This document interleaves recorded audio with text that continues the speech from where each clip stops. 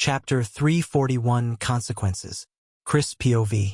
A cold so deep and primal exploded out of the rift and quickly gathered everything nearby in its grasp.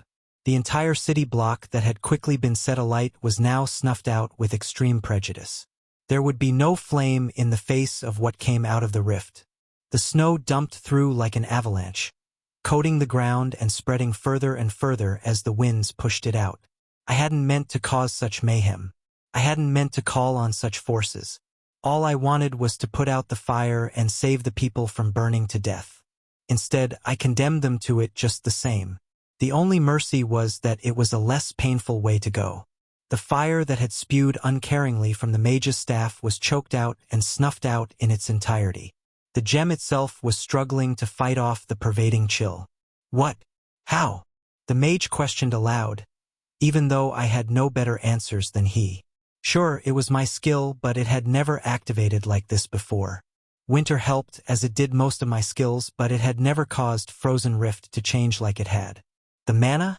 We were standing in the heart of the city, and directly under us was the entrance to the dungeon. It was pulling in mana from all around the area, and based on the strength of the pull and from how far away it reached, it was a deep one. D-rank, if I had to guess, if only barely so. But that still wasn't enough for such drastic alterations. The rift hanging in space almost felt to force open for some reason. The pull concentrated the mana where we were standing, but that still wasn't enough for such drastic alterations. There was something else going on that caused it. There had to be. Winter and an abundance of mana weren't enough. The rift hanging in space almost felt easier to force open for some reason. Any chance of further thought on the subject was ripped away as the man I came to kill kicked himself into motion. He'd been stunned at what I'd done just the same as I had, but he was the first to get moving once more. Instead of staying in an area so obviously against him, he ran. Fled from the rift, spewing forth what amounted to a localized blizzard into the city. Forcing the rift open had taken a great deal of mana, and it was slowly siphoning more from me to keep it open, but not as much as it usually did. Not only was the size of it much bigger, but it was taking less mana to sustain it as well. The mana costs of all my actions in the day were catching up with me, and I didn't have much left in me. I still had my bloodline, spirit, and law, but my mana was nearly tapped out. The mana heart in my chest thumped with a deep and powerful tempo, but it could only do so much to replenish it. The density of mana in the area helped, along with its affinity, but I was on a timer. Seeing my foe running angered me. Frozen Leech still sucked away at what mana it could, but it wasn't doing anything to hinder movement. The snow did that, but without a will behind it, it didn't do it well. Instead, I did the second thing I knew I would most likely regret later. I reached out with ice manipulation, and took hold of all the snow and ice being flung from the portal I could and directed it. My bloodline sang in my veins and worked in concert with my skill to grasp a truly terrifying amount of it. Once I got a firm hold, I threw it. All of it. I even grabbed the screaming winds with wind manipulation to propel it along at the fleeing man. Everywhere the snow and ice touched, it frosted over instantly or froze completely. Buildings creaked ominously, glass shattered, and would burst from what little water content it contained, freezing in a flash. The rift had torn open space between me and the fleeing mage, but that didn't stop me from leaping off after him. I dove through the curtain of white, and I could feel its cold start to seep into me. Both my wood refining and stone refining were done with ice and cold mana, but even that didn't stop my body from shivering. I didn't have the mana to use on Jotun's resistance, and if my body were any lesser, frostbite would have set in immediately. Connected to the lands of eternal winter. The line from Frozen Rift's description rang in my head as I tore further through the streets of Lakeshore. It wasn't that line specifically, but the last line that appeared in mind. To connect deeper to the lands of eternal winter, further your path in its direction. If that was just a glimpse of the lands of eternal winter, I shuddered to think what lay deeper inside. The man was fast, I would give him that. Either a spell, his agility, or something else was at play because he was keeping pace in front of me remarkably well. I dragged the snow and ice of a completely different world as I chased him down. I would not let him go so easily. Hell POV. Getting into a marksmanship duel with arguably one of the best bowmen Hal had ever come across was not on his list of things to do, but neither was this entire trip. He understood the necessity behind it, but that didn't mean he took pleasure in the actions themselves. The ranger was good. His arrows carried a power near to his own, but they weren't enough. More importantly, Hal wasn't alone. Some might claim it was dishonorable or other such nonsense, but Hal would leave such chivalry to Chris, as it had no bearing on him. War was war and battle was battle. So what if his mother roasted the man alive while Hal distracted him with arrow after arrow? The job was done and the man was dead. It wasn't the how that mattered. It was the result. After he was freed up from his impromptu duel, he applied his efforts more nobly. Or as noble as one's actions could be in war. He took out strong targets or placed a well-timed arrow at someone who needed it. Elliot's order was filled with battle-hardened warriors, but that didn't make them omniscient or infallible. He stayed along the wall for the height advantage, and after uprooting the local defense, it gave him a perfect viewpoint to oversee the battle. The front line had been pushed out from the gate in an arc paid for in blood. Chris had forged straight ahead after the bloody altercation, and Elliot and Anders quickly separated to either flank to leave the middle open for what came next. Zion and his crazy band of bison cavalry blew the entire thing wide open. Icebreaker led the charge as Chris had lent the lieutenant his mount for the occasion. Elliot, for as much as he called Chris a monster, was quickly becoming one in his own right. The metal around him was masterfully put to use, both in defense and offense. His D-rank evolution had forged him into a champion like no other. Anders, similarly, was wreaking his own style of havoc. His great axe tore through all resistance, and while the man was bloodied, he wasn't close to falling. Hugo and Valerie both pushed forth respectably well. Abigail, for as much as Hal knew she didn't wish for this battle, didn't hesitate when the time came. Her battle with a powerful mage was swift, brutal, and destructive in a way Hal found unexplainable. She wielded water that was half slush with devastating effectiveness, and the enemy mage stood little chance of winning since the start. He liked to think of himself as up there in terms of the power rankings of Frostheim, and it was surprisingly easy to forget about her power, but it came out every once in a while. When it was needed, then seamlessly shifted to the back burner when the exacting mayor was needed. It wasn't only she who stood above him. A debate could be had for John, but that was subjective. His defensive capabilities were leagues beyond what Hal could do, but so too were Hal's offensive prowess above what he could do. No, the other obvious person above him was his own mother. Rachel was a whirlwind of magical might that rained death by fire on anyone who came near. She and Abigail were both fonts of power that easily commanded the battlefield near and around them. His fingers released and another arrow was loosed from his bow when something changed. He could feel it. There was a fountain of power deeper inside the city that set him on edge. His instincts were warning him, urging him to turn and run, but he fought them off. "What's happening?" Hal yelled to the others along the wall. Abigail looked befuddled, and his mother was confused. "Chris? He did something. How do you know it was Chris?" Hal asked. "That could have been the other guy." "No," Rachel said. "It was Chris.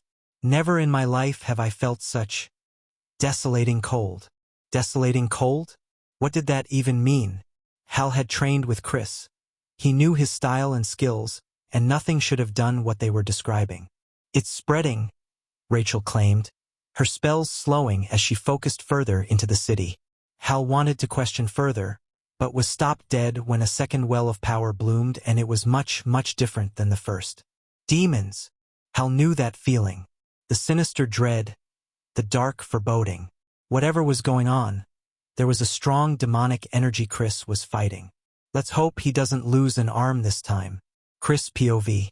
Chasing the man down was tedious and destructive. Tedious, for speed was never my strong suit, and destructive because of the collateral damage that happened along the way. The fleeing leader went back to setting his fires, and the snow I was dragging with me snuffed them out. But that didn't describe the sheer destruction both of us left in our wake. Street after street was left burned and then frozen as I chased, and while I was gaining on him, it wasn't quickly. I don't want to throw my hammer. The urge to chuck it at him was high, but that would leave me weaponless. Instead, I resorted to compacting spears of ice from the snow I had within my grasp. My law and spirit filled them with might, and I shot them out as I ran. My arms had more than enough strength to send them soaring through the air even without aid from ice manipulation. They dug into stone, demolished buildings, and broke through walls like they weren't even there. Spear after spear flew at the fire mage, but he evaded every one. Until he didn't. A lucky shot clipped his leg, and the man went tumbling down. Blood sprayed from the wound, and he immediately set himself on fire to keep the cold at bay. But it was enough. I caught up and, with a generous portion of my remaining mana, for icy bastions, sprang up and cornered the rat. The walls of ice rose and trapped the two of us inside. There would be no more running. Seeing he was finally trapped, the mage halted his attempts to run away. Instead, he turned to face me with a face of fury. "You asshole. Absolute asshole. All I did was steal some crystals. Why are you acting like I killed your mother? That was not what I expected." "Fine. Since you're so fucking hellbent. Fine. I'll show you true fire." He raised both hands and gripped his staff so hard his fingers turned white. I expected a reaction, and a violent one at that, but this felt deeper than that, like I had pushed him into a corner. As true or untrue as that was, it didn't stop what needed to be done. I advanced once more but didn't get far. A fire ignited, but it was like nothing I'd ever seen before. The flames weren't red or orange or yellow, nor were they blue or white. They were a sinister black. They induced fear, and I felt the threat in them instantly. I also sensed what they were, even before he screamed their name. Demon fire. With only that as a warning, he threw the flame directly at me. There was no room to dodge and nowhere to go. I had cut off space for him to run, but I had also cut off space to maneuver. The flames hit my chest and burned through glacial heavy plate, like it wasn't even there. The metal underneath the ice turned black, and I could feel my skin burning. The searing pain forced me to grit my teeth. The flames affected more than just the physical, and I felt my very spirit being burned. It didn't end with only one bolt. Another flew at me even before the first was extinguished. And then another. The black flames sprouted even in the face of the snow I carried with me. My hold over it was diminishing, melting away. "Fire always beats ice," the mage madly cackled. At this rate, I was going to lose. The flames licked my skin, and I could feel it burning. My armor, forged from metal steeped in cold energy, started to heat up and melt. My law and spirit fought off as best they could, but I was losing. The option to throw mana into Jotun's resistance was there, but I ignored it. It would blunt the fire, but that path didn't lead to victory. No, that path lay elsewhere. A repeat of my past actions played out once more. My hammer came alight, and the runes along its length flared brightly. Less power than before went into it, but it flew through the air all the same. "Frozen Rift!" I screamed, as if to empower it with my voice. For the second time, I condemned the area to a frosty death. The rift was smaller than before, less in diameter and only a few feet wide, compared to the veritable doorway the last one was, but I aimed to fix that. The mage turned frantic in the face of the same skill and threw everything he could at me. The mana gushing out of him and toward me was astronomical, and all of it was in the form of demon fire.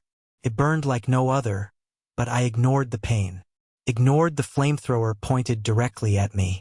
My hammer thudded to the ground as I raised both hands toward the rift. My spirit wrapped around them protectively as I grasped hold of something that should never be held, and pulled. I yanked it wider with all my might. The rift fought me, but it succumbed quickly. Eternal winter dumped forth once more, and being inside a cage of ice, there was nowhere for it to go. It buried me in an avalanche of ice and snow, but it also buried him. The constant spewing of flames fought it off. For a time. The leading edge of the avalanche melted, and so did the edge after that, but he could no sooner melt through it all than he could hold back the ocean's tide. Screaming obscenities and curses, the man and his flames were buried under the snow. Small tongues of dark flame escaped out, but never for long and never very powerful. My hands dropped from the portal with barely any feeling left in them. The tips of my fingers were black, and a sensation I had never known stung them. Frostbite. They protested my movements to pick up my hammer once more, but that didn't stop me. Their creaks were painful, but the job wasn't yet finished. It was time to end this. The snow fought me, and I could feel a similar sensation in my feet as I could my hands, but I waded through the snow like a man that couldn't be denied. I broke through the snow drift to see the mage shivering on his back in a small cocoon, safe from the snow, but not unmarred by it. He'd melted a small area to protect himself from it, but that didn't protect him from me. His face fell as he saw me break through his cocoon, and in it were traces of resignation. His mana was empty. There were no more spells to throw. Why? He shivered. Why go through so much trouble? The dead man didn't need an answer, but I gave it to him anyway. Consequences. My hammer fell and ended it. A satisfying chime rang in my ears, and I fell back into the snow. It was finished. I was in pain, my body both burned and frozen, but it was finished. The rift dissipated as the last of my mana ran out and the fuel used to sustain it ran dry, but the ice stayed. I figured it would stay for a while to come. I didn't see it melting anytime soon. I sat and rested, hammer by my side and a headless man at my feet, with only one question on my mind. Was it worth it? I didn't know the answer. I wasn't sure I wanted to know the answer. Chapter 342, Sorry Sights. Chris POV. Lakeshore. For a time, all I heard was the clash of metal on metal or the loud explosions of magic. After experiencing the difficulty level of what the defenders could express, I was in no hurry to rush back and finish things. My mana was tapped out, and my body was still throbbing from the burns. I could have, with my spirit and law still kicking, but there wasn't much of a point. I could gain no more levels, and it would be taking essence away from those who needed it, along with a valuable learning experience. As much as I'd like to say urban battles would never occur, that wasn't how the world worked. One way or another, we would all find ourselves in the same situation once again, given enough time. Instead, I sat in my field of snow and waited. Most of my time was spent in cold meditation, but I occasionally popped out of it to check on things using aura detection. From what I could tell, the battle was going smoothly. Rachel and Abigail were commanding things from the battlements while raining down spells, while Hal and his order rained down death in the form of arrows. Mages were spaced throughout while the warriors went at it straight on. One man stood out to me, and that was Anders, Elliot's vice captain. In my rush to level up Runesmith, I hadn't spent a lot of time with the orders as I would have liked, but I still spent some. Anders performing as well as I was watching him perform was a surprise. His evolution must have been a great one, because he was not that domineering while he was E-rank. There were a few other standouts that I noticed. It shouldn't have come as a surprise, but I really didn't know the orders as well as I should have. Hugo and Valerie were both good, which explained their promotions to lieutenants. Sydney and Gavin as well. By far the most interesting thing I felt through my aura was Zion. He was slightly crazy even to me. He took one look at the bison Austin came back with years ago and went all in. When he'd asked to ride Icebreaker, it was hard to say no to the man. He and his compatriots were currently stomping through the northern part of the city. I had been too busy with the fleeing fire mage to see them, but I felt swaths of bodies trampled into the earth with hundreds of hoof prints imprinted on them. Buildings in their way weren't avoided. They were destroyed. The entire unit didn't understand the concept of going around. I had to assume they came in right after Elliot, John, and Anders came rushing in. I didn't ponder on it long. I watched and knew that victory had already been secured, and that was enough. I stared up into the darkening sky and waited for it to be over. The days being as short as they were in winter, even though we attacked a few hours after midday, night was already fast approaching. Based on what I saw, it would be finished before then. My eyes turned to the notification I had received. 2 to be exact. One was long overdue while the other was not exactly welcomed. One was an upgrade for Shattering Hammer. the epic skill finally getting the push it needed to legendary. The second was a notification I had never received before. New class choice available. Anders POV.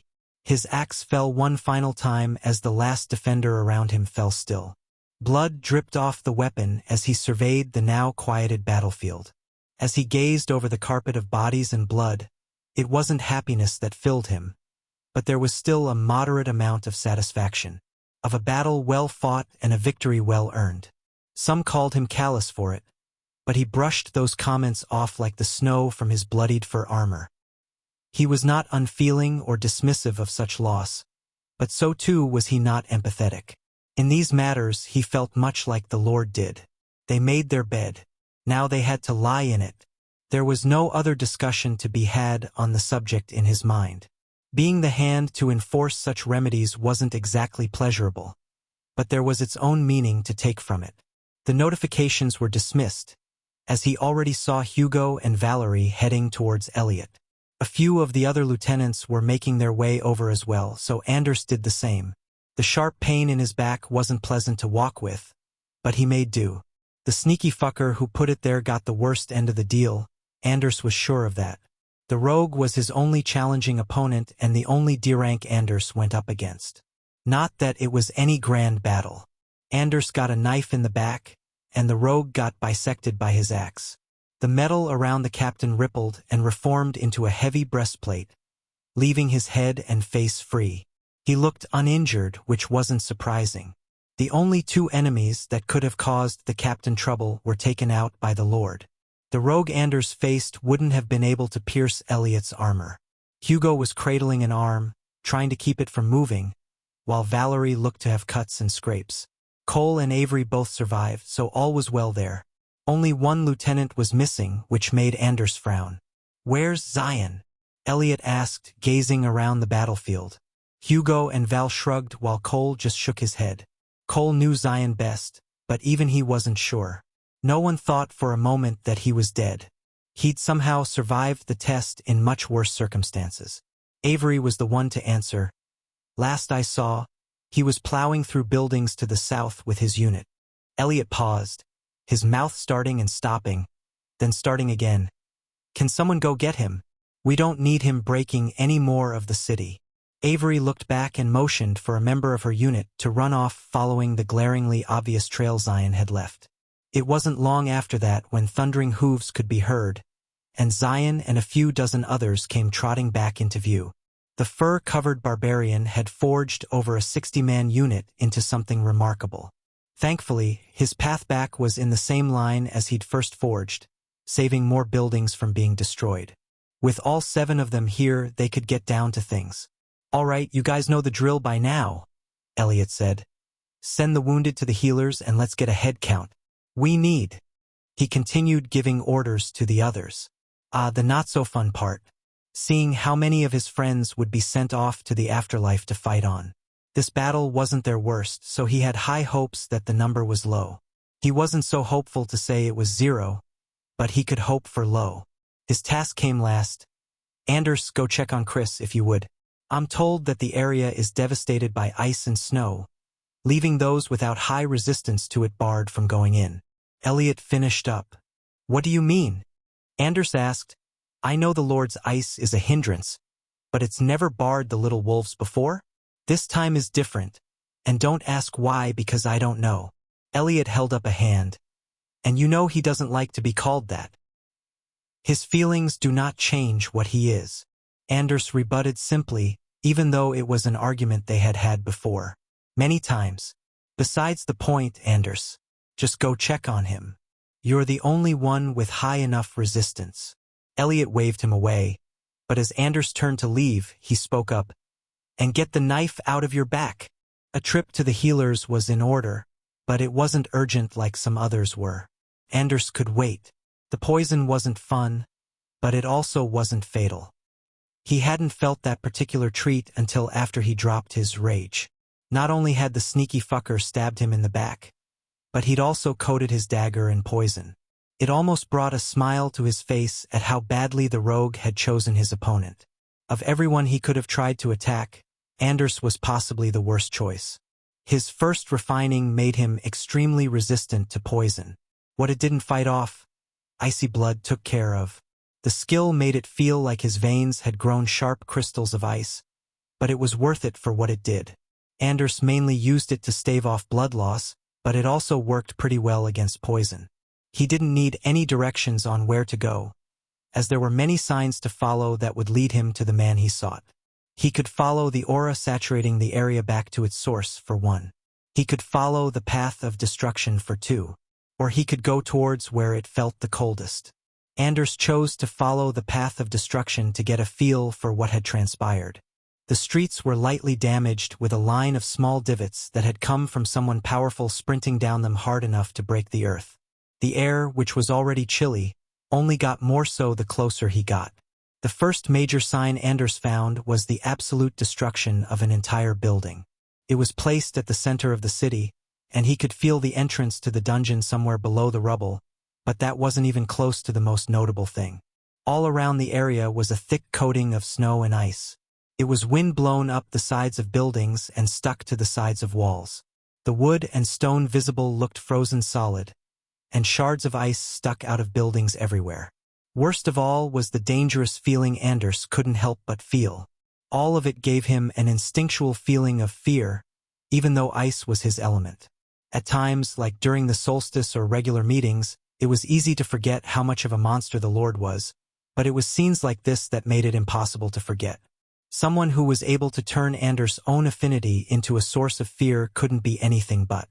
Someone who Anders now outleveled but was still outmatched. Now I see why the scouts couldn't get close. There were a few that had ice or other cold-aligned affinities like Anders, but none of them had the fortitude Anders had. It now made sense why he was given the job to wade through such desolation. And desolation was the only thing it could be called. Feet of snow covered the area, and just wading through it was a challenge for him. It treated his boots and thick pants like they weren't even there, the chill seeping in and up his legs instantly.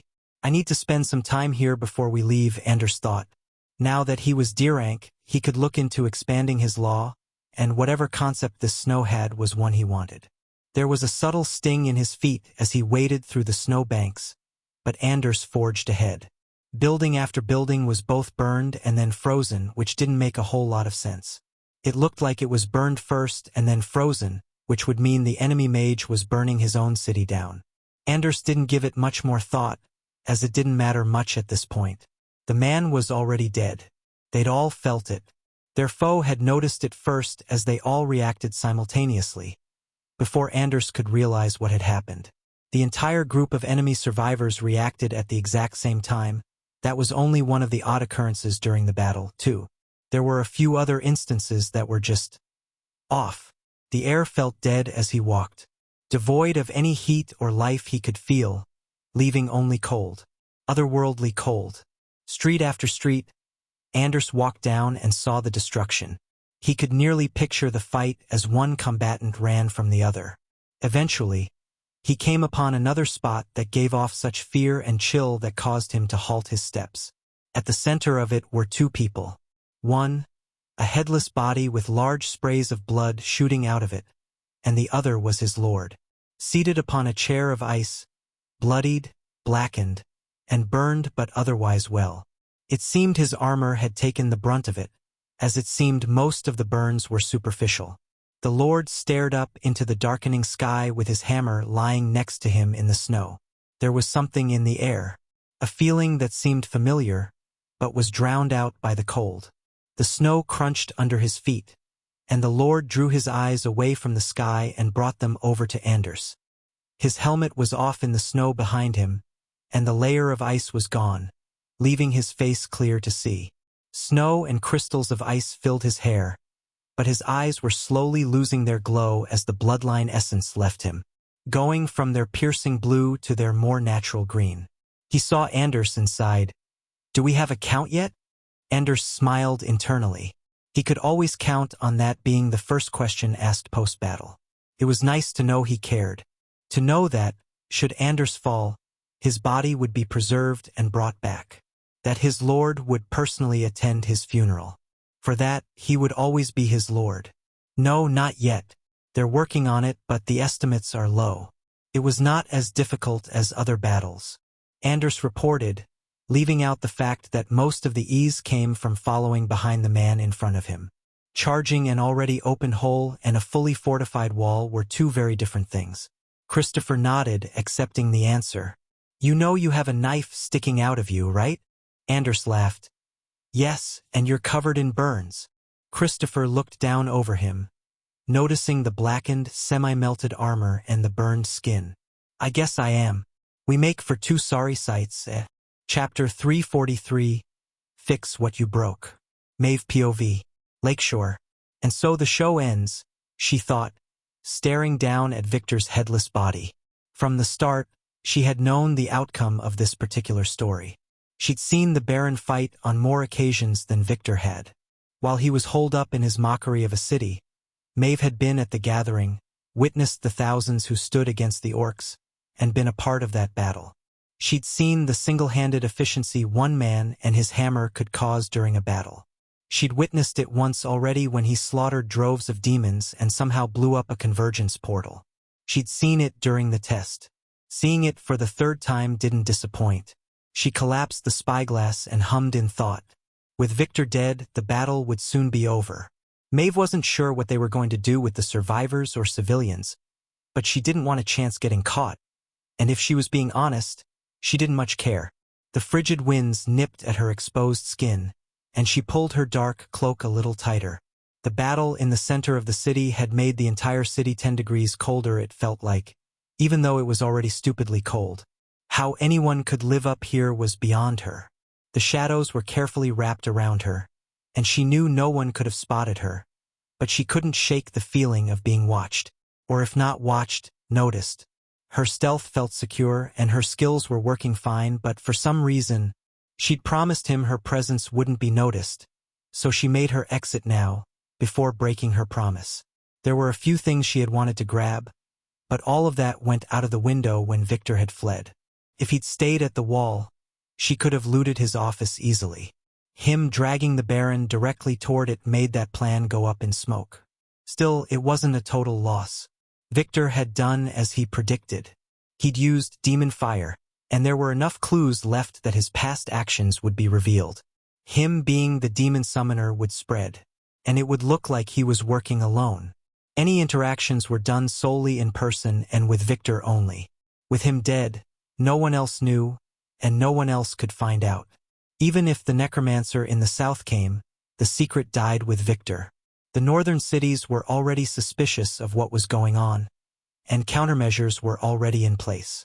New Ottawa had spread those formations, and nearly every other city in the region had adopted them. The coverage they were getting made it difficult to continue operations in the area, which made the loss of Victor not that much of a loss. They would have noticed soon, if not already.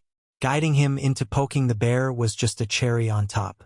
He suspected the reaction would be swift and disproportionate, but now they knew. Time to get out of this frozen wasteland. Chris POV. Getting patched up was never fun, but it took away most of the pain. I forced Anders to come with me and finally see to the knife in his back. When asked, he happily relayed the story of getting stabbed.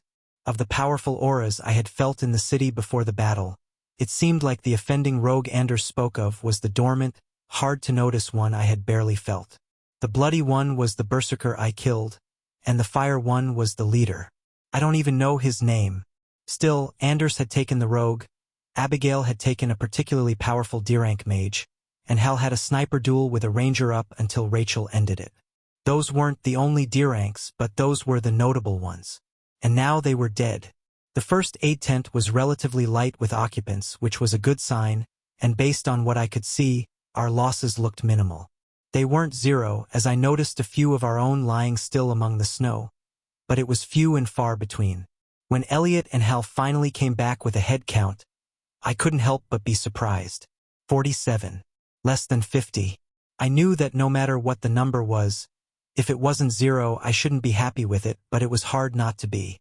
We charged a fortified settlement, defended with siege weapons, and had nearly 2,000 defenders.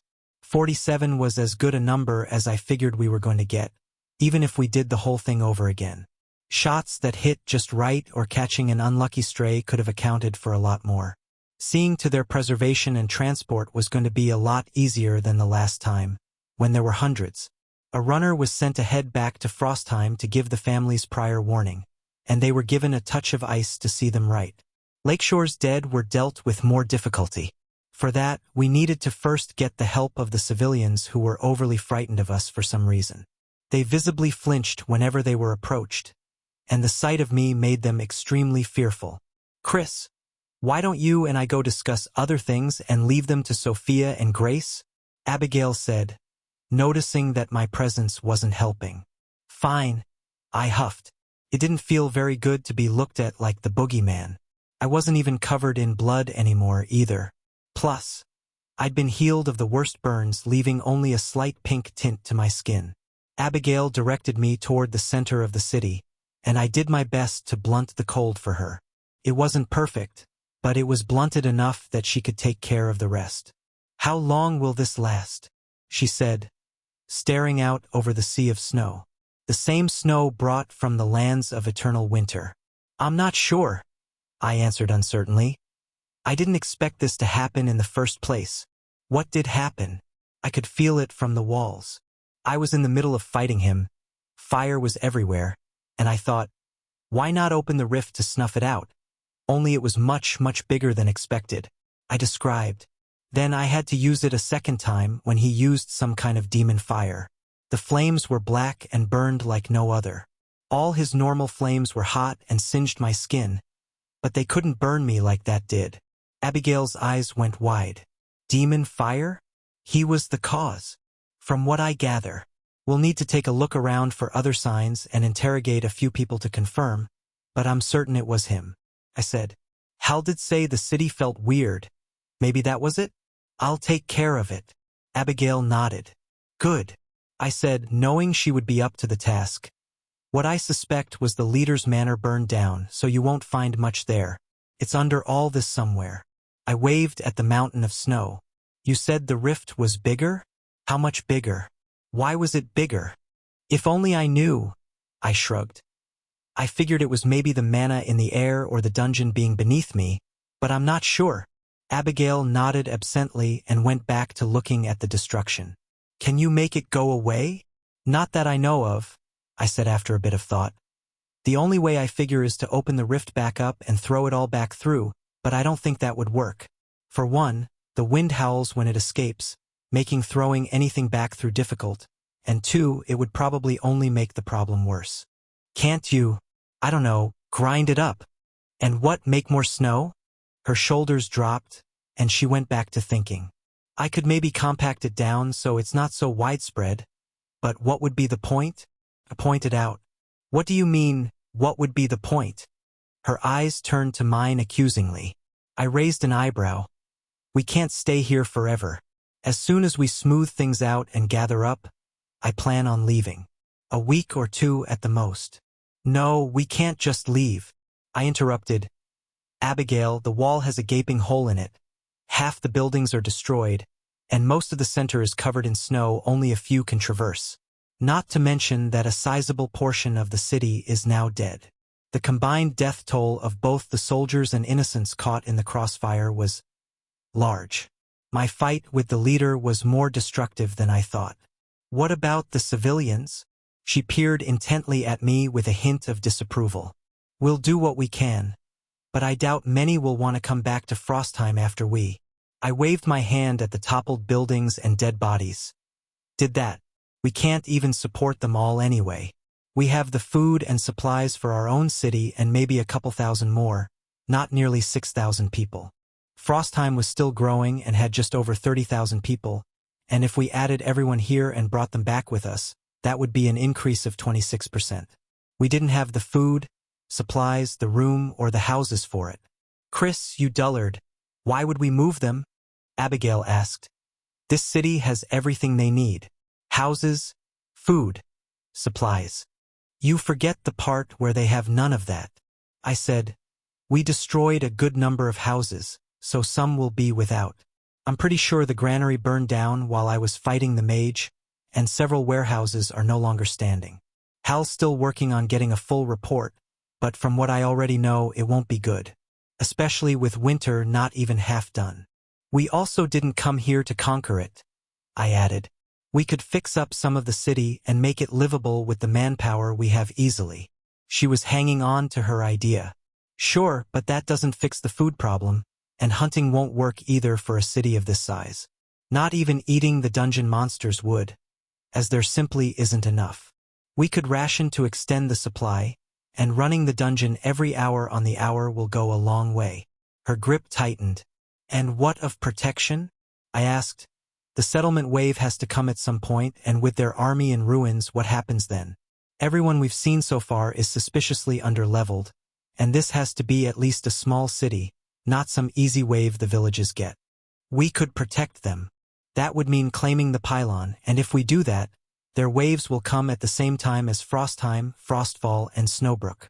After Samuel's successful year, another had bought a pylon and went out and forged their own settlement.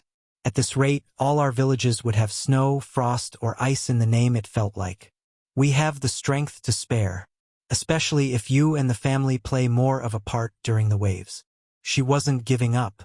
Abigail, it would stretch us too far, deplete our resources, and we wouldn't get anything of value in return.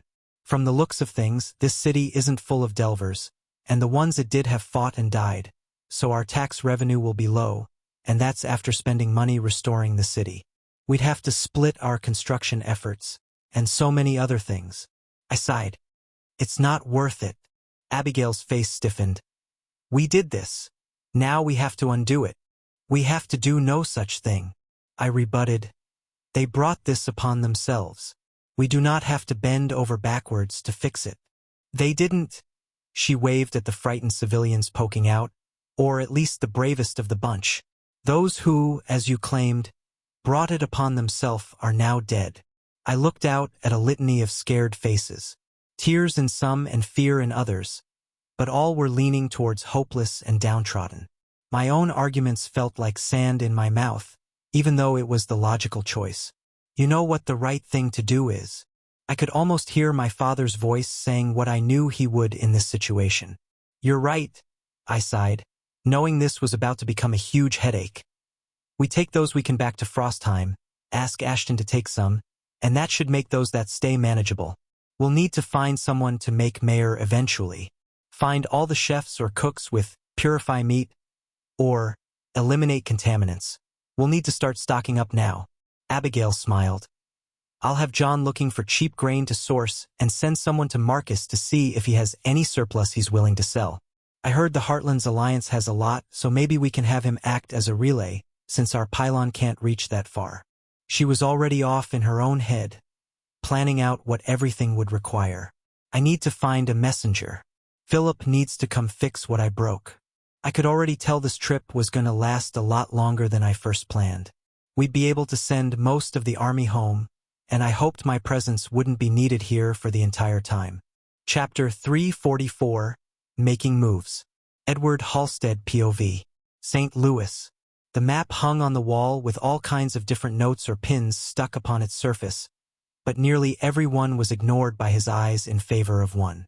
While most of the informational additions to the map were made by hand, and not from the map itself, the one blip he was looking at was a mark not made by his hand. The treasure hanging in one of the most secure places in his society's headquarters was the single most expensive thing he had gotten from the system store. He was lucky that his and his people's more indirect aid counted for as much as it did. Otherwise, he wouldn't have been able to afford it. Map of the East. Shows and highlights all known or unhidden civilization pylons in the eastern region of North America, along with their associated owner's faction. Can be enhanced with scrying or divining formations to pierce certain veils and locate otherwise hidden civilization pylons. The treasure's description didn't sound like much, but it was the most valuable thing Edward owned. Now, he didn't have to have people out roaming the world trying to pin down and locate the various pylons that had cropped up since the change. Edward still did, as the map didn't show hidden ones, but that was handled by the more specialized and select few, rather than a large portion of the society. The note that had caused it all hung in his vision, and Ed turned toward it. It's starting. This is the spark. I'm sure of it. I know that Frostheim and Lakeshore are both far to the north, and there isn't much around them, but I'm certain that after this, something will change. 1,000 people filled with righteous fury march have just marched on Lakeshore with the Baron leading the charge. He's either going to freeze Lakeshore off the face of the map, or he's going to die trying. Bennett was one of the more trustworthy, as the distance he had sent the man had demanded it, but Ed had still doubted his claims. Red on black became blue on white. Now, looking at the blip on the shores of the lake depicting Lakeshore change colors, he put more weight behind it. Much more weight considering what else had happened in the past few days. The second letter had filled in the how where his map could not. It only showed that the pylon had changed hands and was now a city of Frostheim, not details of the battle or anything else. The siege is finished. It took less than an hour since the first shot, and the city is decimated. I don't know how, and I don't know what, but I know something happened in the middle of the city, away from my eyes. I couldn't track it with scry or phantom eye, as any reconnaissance skill was oddly barred from the area. My brain says it's because of the power involved, as there were quite the magical reverberations, but my gut says something different. I'm not sure what, but it doesn't feel like it was a coincidence. Now that the battle is over, I have since been able to take a look, and the only thing there is dozens of half-burned and half-frozen buildings. A thick coating of snow nearly 4 feet tall hinders any who tries to go in the area, and there's something different about it. It doesn't melt in the sun, it resists fire, and it has debilitating effects on any but the most resistant. Worst of all is the fear it imposes, even to me. My body shakes and breaks out in goosebumps just thinking about traversing through it. More details to come soon, but know that the leader, Victor, is dead. His 4 captains, Quentin, Desmond, Olivia, and Wren, are also dead. His army is all but obliterated, with only a few hundred survivors. There's something fishy here, and I will relay it when I find out. Too many people are being interrogated too often for this to be something benign. Bennett. Edward didn't quite know what to make of the second message. It gave him such much-needed information, but it hinted at something far more. Something that his skills and gut told him ran much deeper. Bennett was probably right. This was the spark. Ed sighed. Of the most pressing information or messages that had come in lately, there was only one that didn't come from the north that demanded his attention. One that came from a member he placed the utmost trust and confidence in, and could very well be the linchpin to what may come next. Cassandra, his beautiful and lovely wife, placed in the city Ed felt would be the center of nearly everything. New Norfolk. My dear Eddie, the Admiral has finally made his move. He has sent riders to all known factions and has called for an assembly on the 5th anniversary.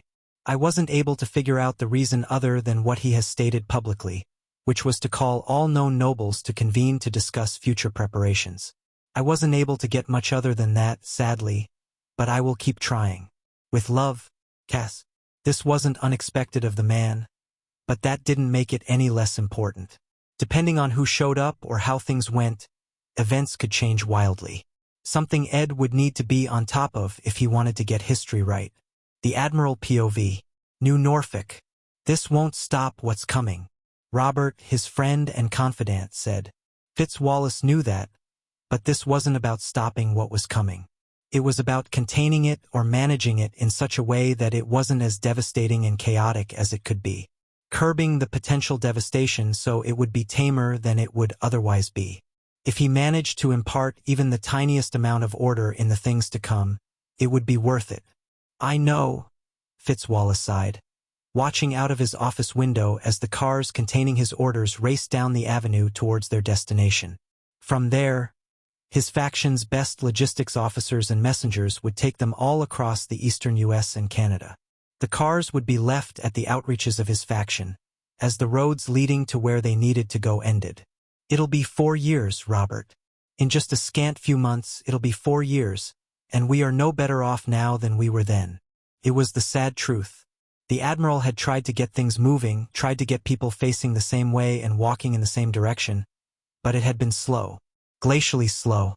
Communication was abysmal. Even with the tweaks and improvements they had made to the formation, it was still much too slow. The stones that came out of the west were good, but there was a range limit that hampered their usefulness. No, if he wanted to get any meaningful change accomplished, people had to be in the same room for that. So he called a conference. How many do you think will show? Robert wondered. He gazed out the same window as the Admiral did. As much as Fitzwallace tried to get him to take up a position and put on his old mantle once again, he had staunchly refused. No, he stuck to his advisory role with the grip of a dying man not wanting to be dragged into hell. Or back into the hell pit of politics and military leadership, which was essentially the same thing. Most of it was cleaned up by the change, but as all good things, that came to an end when new uglies reared their heads. I'm not sure, Fitzwallace admitted. Out of all of them, more than half, I hope. Any less and the meeting won't be as effective. As the car shrank away into the distance and out of the window's field of view, Robert turned away. I do not envy them. It will take months for some to reach their destination. Months of sleeping in the wild. Months of eating hard rations or hunting for food. Even in my best days, that would be a tall task. Especially the one going to the swamps or the far north. Their class and profession help. They can travel through the night, move quickly toward the destination, and survive on less. Their bags are bigger than they look, too. They have more comforts with them than you might assume. Fitzwallace defended. Still, I wouldn't want to do it. He stalked back over to his usual place on the couch the Admiral kept in his office and laid down without a care for decorum. Making them show their title will get backlash. I don't care. I'm tired of stepping around potential pushback. I did it too long before and I've done it enough since. At the gathering, I couldn't enforce anything since it wasn't my territory. But here, in my own city, I very much can. If they made the trip all the way here, forcing them to show the title is nothing. His teeth clenched just thinking about the potential pushback. Good, Robert stated. I was wondering when you would finally get fed up. The Admiral sank into his office chair and sighed. He'd been doing that a lot lately. Everything will be so much easier when we get communication lines back up. Hell, if Dr. Parks can pull off a miracle with the portals, that would change everything. That it would, his friend said. Are you still planning on upgrading the pylon beforehand? I know it will put you in a powerful position if you are the sole Viscount, but the Baron challenge wave was quite something. It's better now than later, he said. We know from what happened in Nashville that the upgrade challenges are getting harder. They took great losses thinking that the Baron upgrade would be the same as those before it. The waves getting harder was well known now. The mana density had made them so, but it had also spaced them out. The harder they were and the higher level the pylon was, the more time in between waves there was. We are ready, he added. We have over 200 D-ranks, powerful enchantments, not to mention artillery in place. The walls have been reinforced to the strongest we could make them. This city is a fortress, and not even a mid-level D-rank boss monster will break what we've built. I won't let it. And how certain are you that it won't be high D-rank? Or peak D-rank? Robert questioned, raising an eyebrow from his position on the couch. All the measurements we've taken and information from the green aliens point to it being a mid-level D-rank, not above that. The longer we wait and the more the mana density rises, along with the grade of the planet, the less certain their estimations become. He had their reports on his desk, not that he was currently looking at them. Every test run or simulation by those with the requisite skills said they were ready. Hell, the Admiral's own skills said they were ready. They had to estimate how strong such a beast would be, as no one had fought anything above level 130. Measurements and estimations put the potential boss monster around level 150 to 160. But that didn't describe all that they were up against. Boss monsters were stronger, more powerful, and all around more than their level would indicate. They were like the nobles of monsters. Also, the Admiral smiled. You forget that I'm now D-rank 2, and not a weak one. Yes, Robert smiled. How could I forget our very first legendary? Chapter 345, Future Investments. Chris POV. Lakeshore. 2 months. That was how long it took to make sure everything was set and ready. I could have left earlier, but that was unproductive to long-term morale and unity. The citizens of Lakeshore, or what was left of them, were inordinately fearful of us. Fearful of the wilderness. Fearful of just about everything. It took a long time to get them to stop flinching around me or fleeing when I came walking down a street. It was frustrating. The main thing I wanted to do, grab them and shake some sense into them, was about the worst possible thing to do, so I couldn't. Abigail stayed, which was beyond helpful, and so did Grace and Sophia, but everyone else departed. Winter kept the coffins frozen, allowing me to stay behind while they traveled home. I did take leave for a few weeks to sprint there and back for the funerals, but other than that, I was stuck. And it truly felt like being stuck, as Lakeshore didn't even feel like my city at all, even after we claimed it. Most of what I spent my time on was forging again. The enchantments around the city were a boon to look at, as the style was so very different than my own. There were even new runes to puzzle out and add to my repertoire, which was a rare treat. Sadly, when the survivors were questioned about who was responsible for such work, the man was dead. By my own hand, they were moderately sure. As he was a member of the group, I pulped with hammer reverberation. Unfortunate, but not the end of the world. I couldn't dive too deep into my craft, as I still had to go around and make myself seen, as Abigail put it. More interactions would work to dispel some of the inherent fear. I also left the investigating to Abigail, who claimed she was getting nowhere. Other than those two things taking up a large majority of my time, two other things were on the schedule, which were at least moderately fun. At least more fun than tiptoeing around people who could barely look you in the eye. Both of which resulted in a fight. One was the settlement wave that came, and the other was the dungeon. I handled the wave nearly single-handedly, but there were a few brave enough to stand with me from the populace. Either free of the previous leadership's restrictions, pushing them into action, or something else, but it was better than none. They were severely underleveled and could only fight from the partially ruined wall, but they fought, and that was what mattered. The dungeon, though, was a treat. I wasn't sure if dungeons could have elemental alignments, but this one certainly favored fire. Of its 12 floors, over half of them were made up of fire monsters. Seeing the leader, who I later learned was called Victor, was a fire mage. I questioned why he was even up here in the first place. After running the dungeon, it made a little more sense. Almost all of the drops were fire-aligned in a various mishmash of resources. Metal, stone, leather, you name it, but it was fire-aligned. It wasn't exactly helpful for me, but it was still fun to run. Snuffing out fire was always a joy. Plus, Rachel was happy with it. She had spent most of the time before the army left running it and gaining fire-related treasures. Mainly the floors above the 10th. She also had me keep a lookout for any high-grade wood dropped from those floors, as she was looking for materials for her staff. The one she had now was good, but now that she was D-rank, she wanted a better one. Jonathan, our resident faction merchant head, and Abigail both thought they would sell well with the Eternal Flame faction. Rachel was primed to explore such an avenue the next time she left. If anything, it could be used as gifts to allow Rachel to use the treasure she needed. With factions getting settled, Rachel was sure her access would soon be cut off if she didn't formally join Vanessa's faction.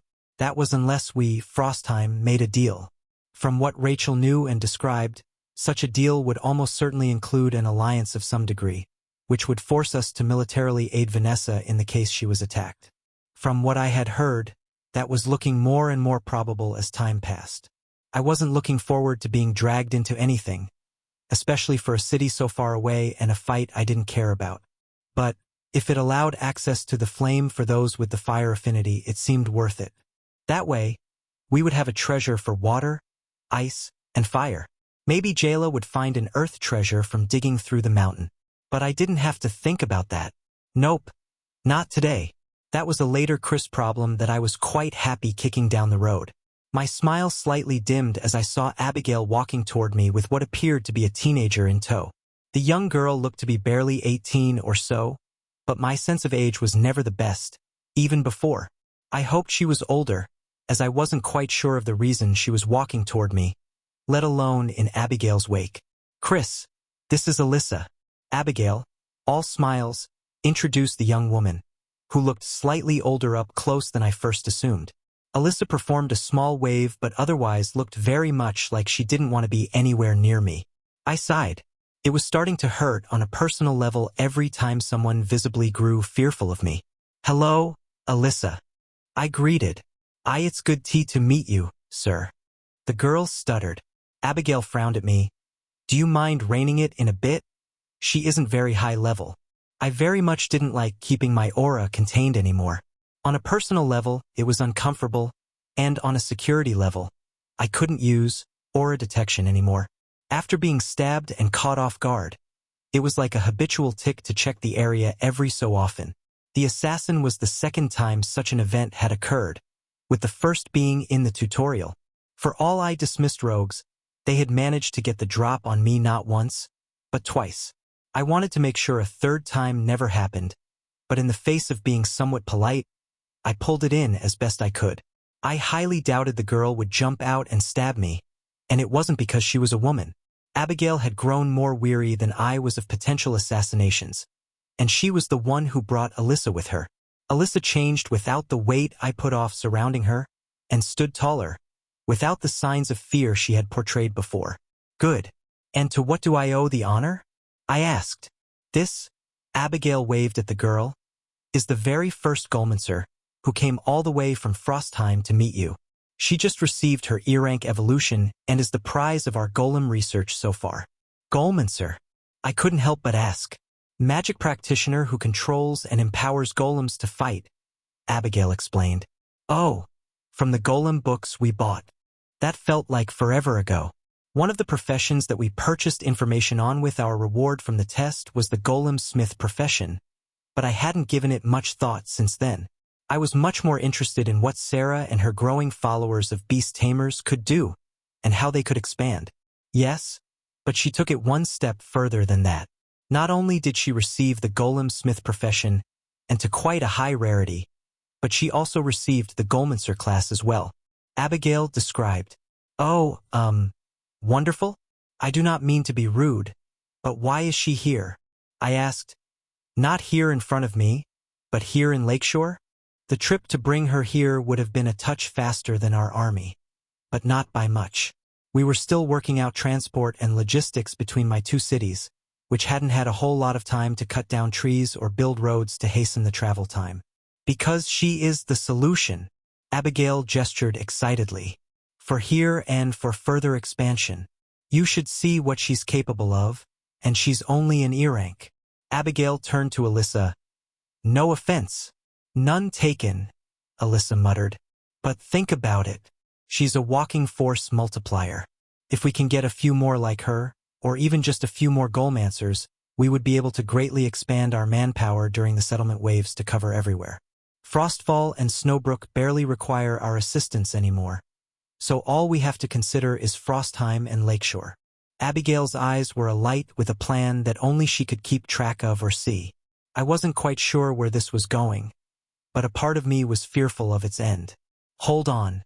Before you go any further into whatever this is, I'd like to see what she's capable of." I managed to get a word in before Abigail plowed on ahead. I then turned to the girl. "You up for a bout, eh?" I had to restrain from adding kiddo that sentence, as even though the woman was on the smaller side and certainly looked young, she was by no means a child. Calling her one would be insulting.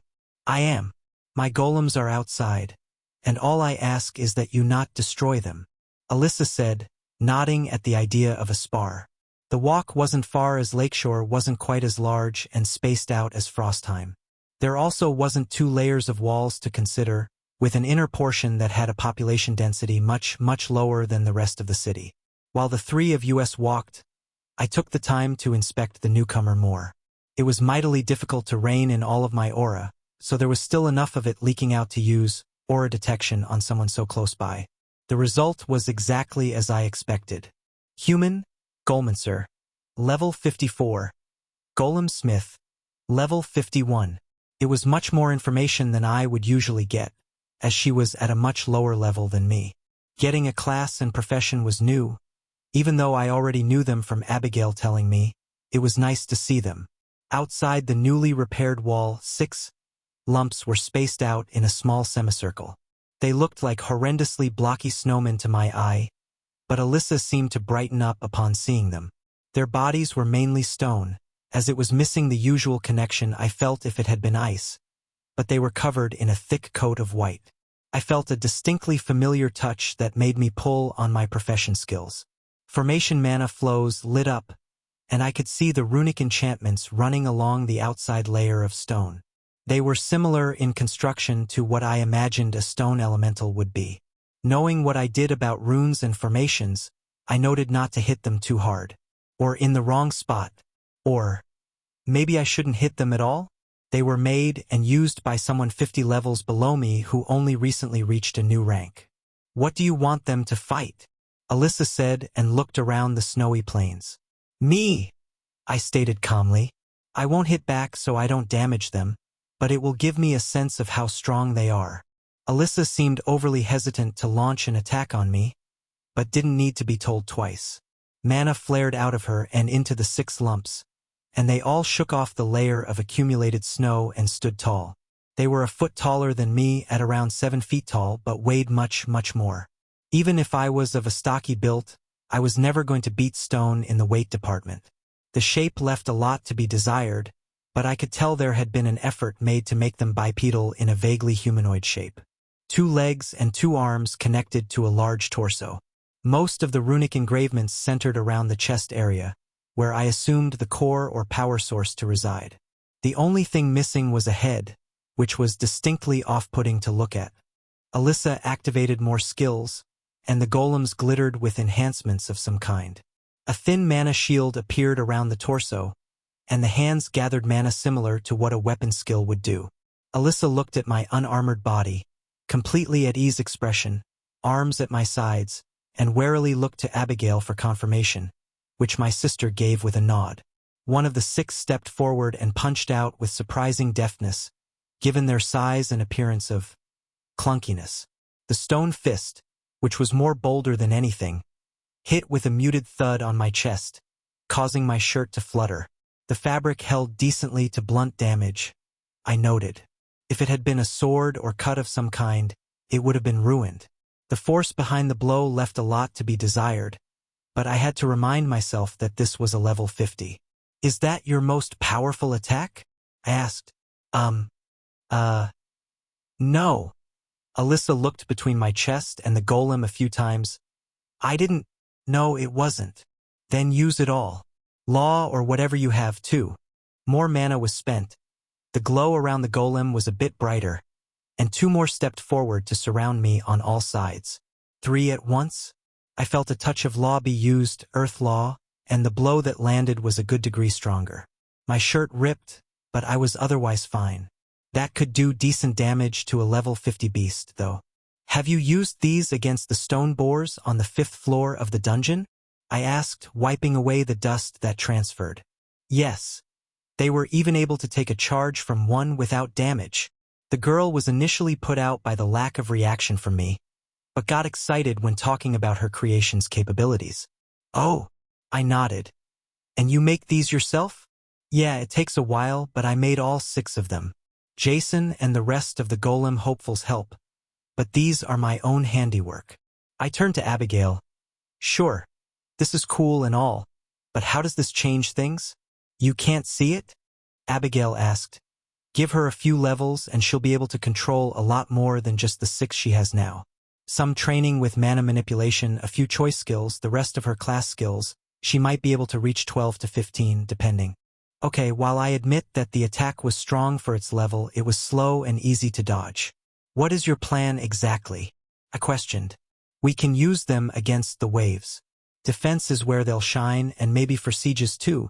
But if we have a few dozen golemancers controlling dozens of golems each, we wouldn't have to worry about the waves anymore. The waves aren't a problem now, I said. Sure, Lakeshore added a bit of trouble, but it will resolve itself given time. No, not just Lakeshore. Abigail was grinning. More settlements, villages, cities. We don't have the same population as other factions, and this will help even things out. Whoa, we don't have nearly the manpower, resources, or the logistics to support any of that. We're struggling with just Lakeshore. I don't even want to think about mass expansion. Even if we did add all that, who would fill it? Our growth has stalled, and we only gain a few hundred a month. There just aren't that many people this far north. I wanted to slow this train before it got going. Sure, the influx of new people is slowing down, but the birth rate is rising rapidly. Don't you look at all the reports I send you? Abigail narrowed her eyes. The birth rate? You keep statistics on births. Of course I do. Why wouldn't I? It's a great metric to tell how safe a population feels and whether they feel secure. Abigail described. I groaned. Abigail, that's 2 decades away before those kids grow up. Why are you acting like this is a pressing issue? It is pressing. We need to plan ahead for the future. This battle was between us and another faction without a lot of people. What if the next one is with New Boston? Or Empire City? They have millions of people. There's the root problem. She's scared of the future. Chapter 346. Kicking and Screaming. Chris POV. Frostheim. Home sweet home. I exhaled a breath that pleasingly turned into a frosty mist, as it was right to do in the cold. The worst of the season was behind us, sadly, but the tail end of it was still shaking its fist. Even if it was the last week before spring.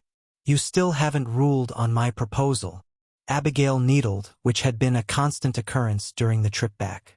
An annoying occurrence. A ruling? What am I, a judge? Try as I might to make some humor, she just gave me the dead eyes of a failed joke. In this matter, yes, it's quite fitting. We need to discuss our future plans and budget, and now, with Lakeshore tame, we can start getting decent numbers to work with. The budget will dictate our growth, what we focus on, how we reach higher, and how we compare with others. It's gravely important, and adding your poor jokes to it is unhelpful. You forget how long we will live now. How long you will live, I pointed out. Oh yes, just me. Like you will never, ever evolve. We need to think longer, plan longer, and anticipate further out. Especially with things coming back together on the civilization front. She managed to segue back from my tangent. A skill she was getting quite good at. Yes, the specialties we have to offer. I recited a point she had made earlier.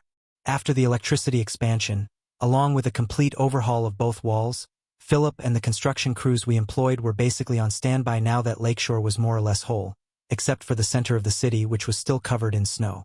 Some were sent to the mine to increase fortification levels and to build a wall around it, along with other things, but most were waiting for their next job, which nearly everyone agreed were roads.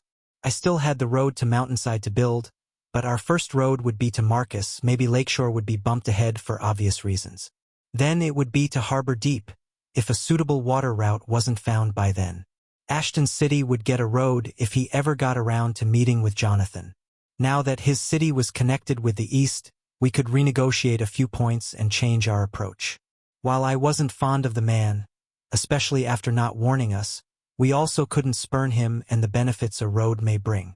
If he'd still been cut off and not under the woes of Canada's new leader, we'd be having words. Harsh ones. Ones followed up by action. Not to the extent of a full-on fight, but there would be concessions on his behalf. Not that there weren't concessions already. We'd sent notice that his and his people's presence at the mine was no longer needed, the nice way of putting it. The crystals also no longer needed to be shipped through his city any longer. And as such, since he was no longer needed, his percentage of what we mined would need to be renegotiated. I'd cut off all the crystals he was getting, and he wouldn't be getting any more unless he gave something up for them. We were still waiting on a letter back. I will think about it, Abigail. I told you I would think about it. Sophia is still finishing things up in Lakeshore. But once she's done and back, I will have her compile a few things to get a good picture of things. I relented. Good. Abigail nodded. I will have things ready for her then. She stalked off to somewhere, and I didn't much care to think about it. She was getting more and more insistent on certain things, and sooner or later, I would have to sit down and truly think about them. It was just difficult now. I still had a lot on my mind that didn't just go away now that things were over, at least on paper. Considering I had what felt like a permanent reminder of my actions waiting for me. Class evolution options. Harbinger of desolation, legendary.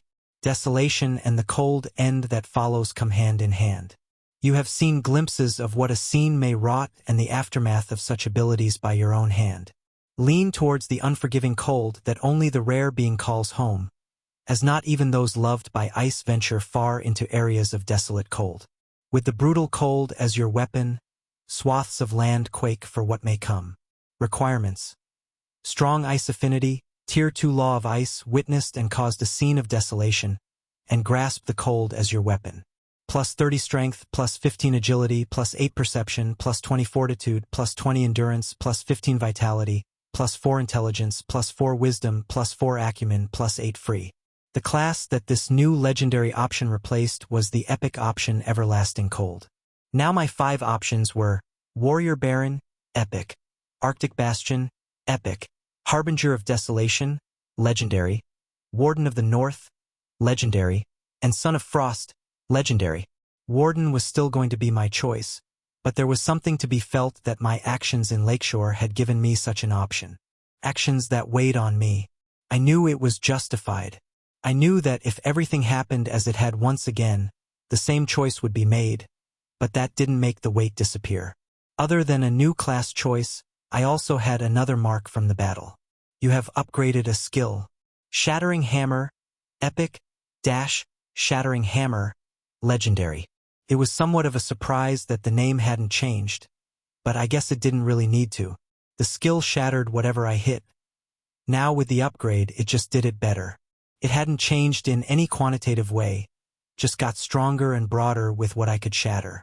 I think what pushed it to upgrade was my selective and directed use of it. When I first acquired the skill, it took everything in me just to use it.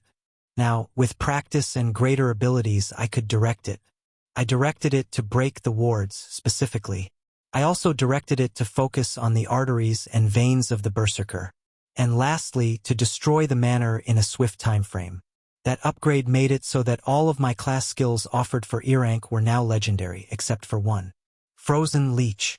Frostbound Hammer started as legendary, as well as Jotun's Resistance, Frozen Rift, and Hammer Reverberation. Shattering Hammer upgraded into it, leaving only one as epic. Frozen Leech was very situational. I'd used it a few times, but only on rare occasions that had called for it. I'd used it nearly unconsciously against the war leader Orc, which apparently turned its skin blue, and I'd used it again against Victor. Both times, it was hard to pin down its effects on the outcome of the fight. Both were rather explosive and fast, which wasn't what the skill was made for. Admittedly, I hadn't given it a ton of love during my downtime. Most of it was spent forging and on my profession skills. On the occasional times I revisited class skills, it was to focus on Hammer Reverberation or something else with a bit more oomph. I made a note to revisit the skill later, but my mind was moving on to being back and the joys that came with it. I get to sleep in my own bed, forge in my personal smithy, and not have to walk on eggshells around people. This is going to be Chris! Someone shouted my name. Fuck. I turned toward the sound and noticed Austin, of all people. Maybe not fuck? Austin. Boy, is it good to see you. How have you been, man? I smiled and hugged the man. It had been months since I last saw him. Oh, it's been going.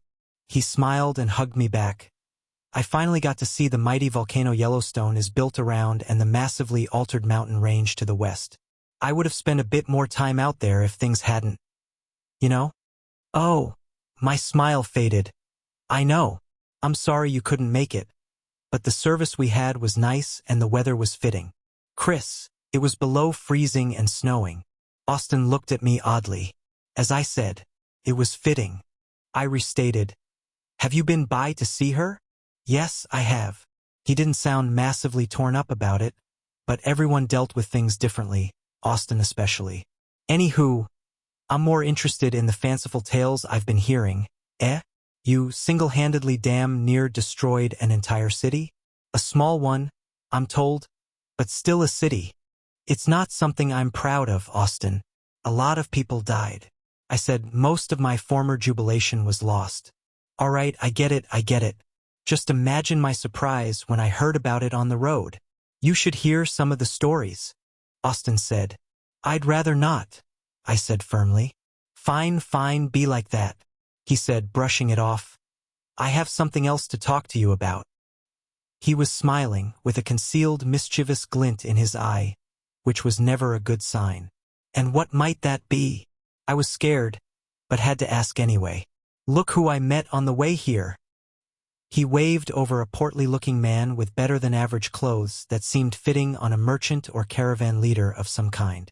No rings or other gaudy jewelry, though, which was a good sign. A few had taken up the hobby to show their wealth, which just looked tacky in my eyes. And who is this? I asked Austin while looking the man up and down, trying to place him to no effect.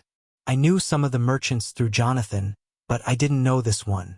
This, my dear cousin, is the head of the Black Rose Merchant Company, Austin said eagerly.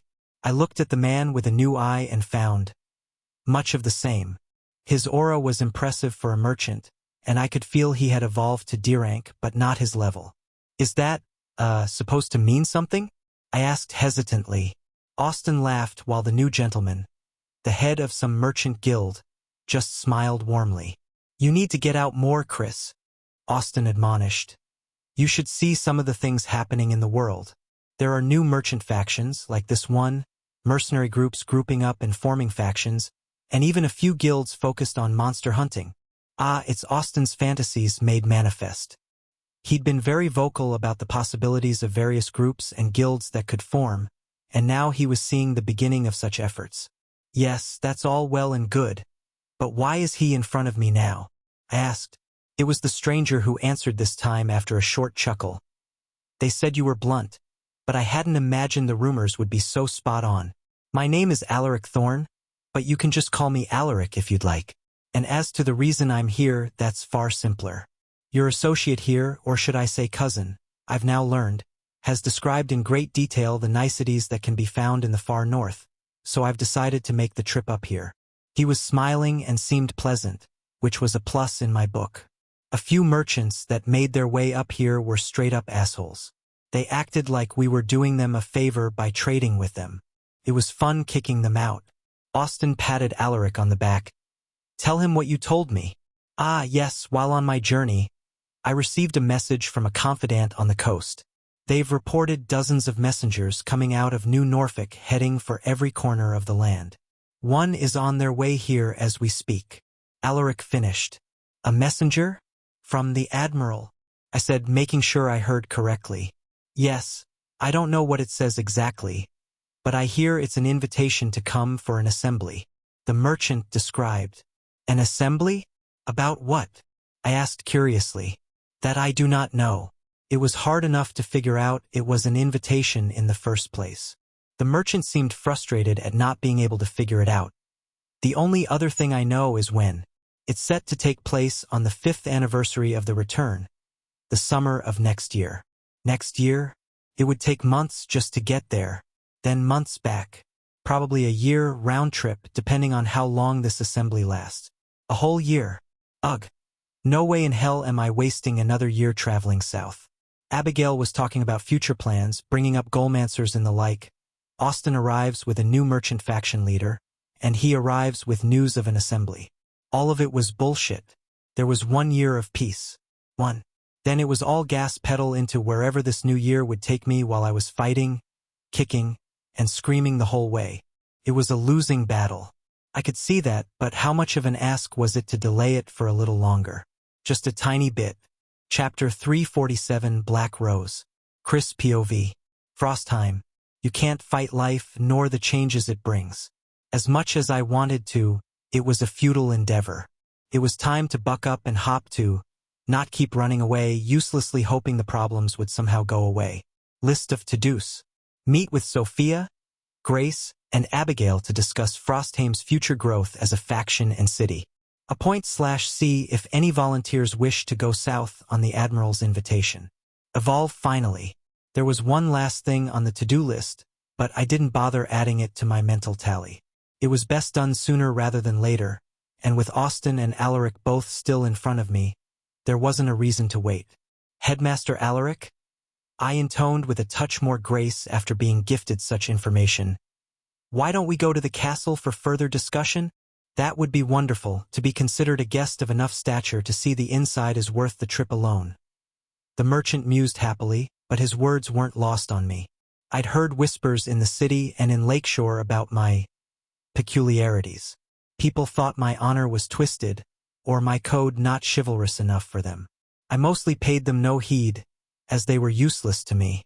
It did not matter what anyone else said about it, as it was entirely subjective, but there were a few things that I had gleaned and others had as well that made the rumors useful. People thought me old-fashioned, allowing trials by combat, issuing what they considered barbaric penalties for crime, and all around my demeanor and personality. They thought I followed the old ways, so to speak. The merchant's words were chosen, specifically, to include the word guest, and to imply he was considered one. Alaric was questing for guest rights. As of current, no such laws or protections were in place, but I could see their worth. It was even better if it was inherently assumed, like Alaric had. The question was if it was worth it to employ, and my current thought process thought they were. It would also, as Austin would soon point out, fit with the theme. Yes, I said, leaning into it. A guest indeed. Austin was confused, but that fit just fine. He'd badger me about it later. Before he could slip away, I called out to him as well. Austin, if you could join us as well? He hid a frown, his dislike of diplomatic events clear, but he didn't deny me. Sure, I got nothing else to do. That was almost certainly a lie, but I didn't call him on it. There were two others I hoped to include in this. Abigail, for one, as she was the main brain behind much of the city's workings, and Jonathan, as getting a potential trade partner could be useful. Working the message stone in my pocket sent both of them my request. Dealing with an independent merchant wasn't our normal route of contracting agreements with the city lord, but I could see this going just as beneficially. Both Austin and Alaric followed behind me as I led the way toward the castle. After its reconstruction, it had turned into a sight to behold. The stone used to build it dominated the small peninsula that the cliff naturally created, and there was significant work done behind the scenes to keep it from collapsing. Philip led most of the reinforcing effort, but Jonathan was indispensable for the work. His earth mana, law, and spirit were all of great use to keep the ground under us sturdy. I need to focus on earth formation soon. With the walls rebuilt and reinforced, knocking the ground out from under us might be the easiest method of attack. The castle, though, was much the same as the previous one, if only bigger, taller, and even more imposing.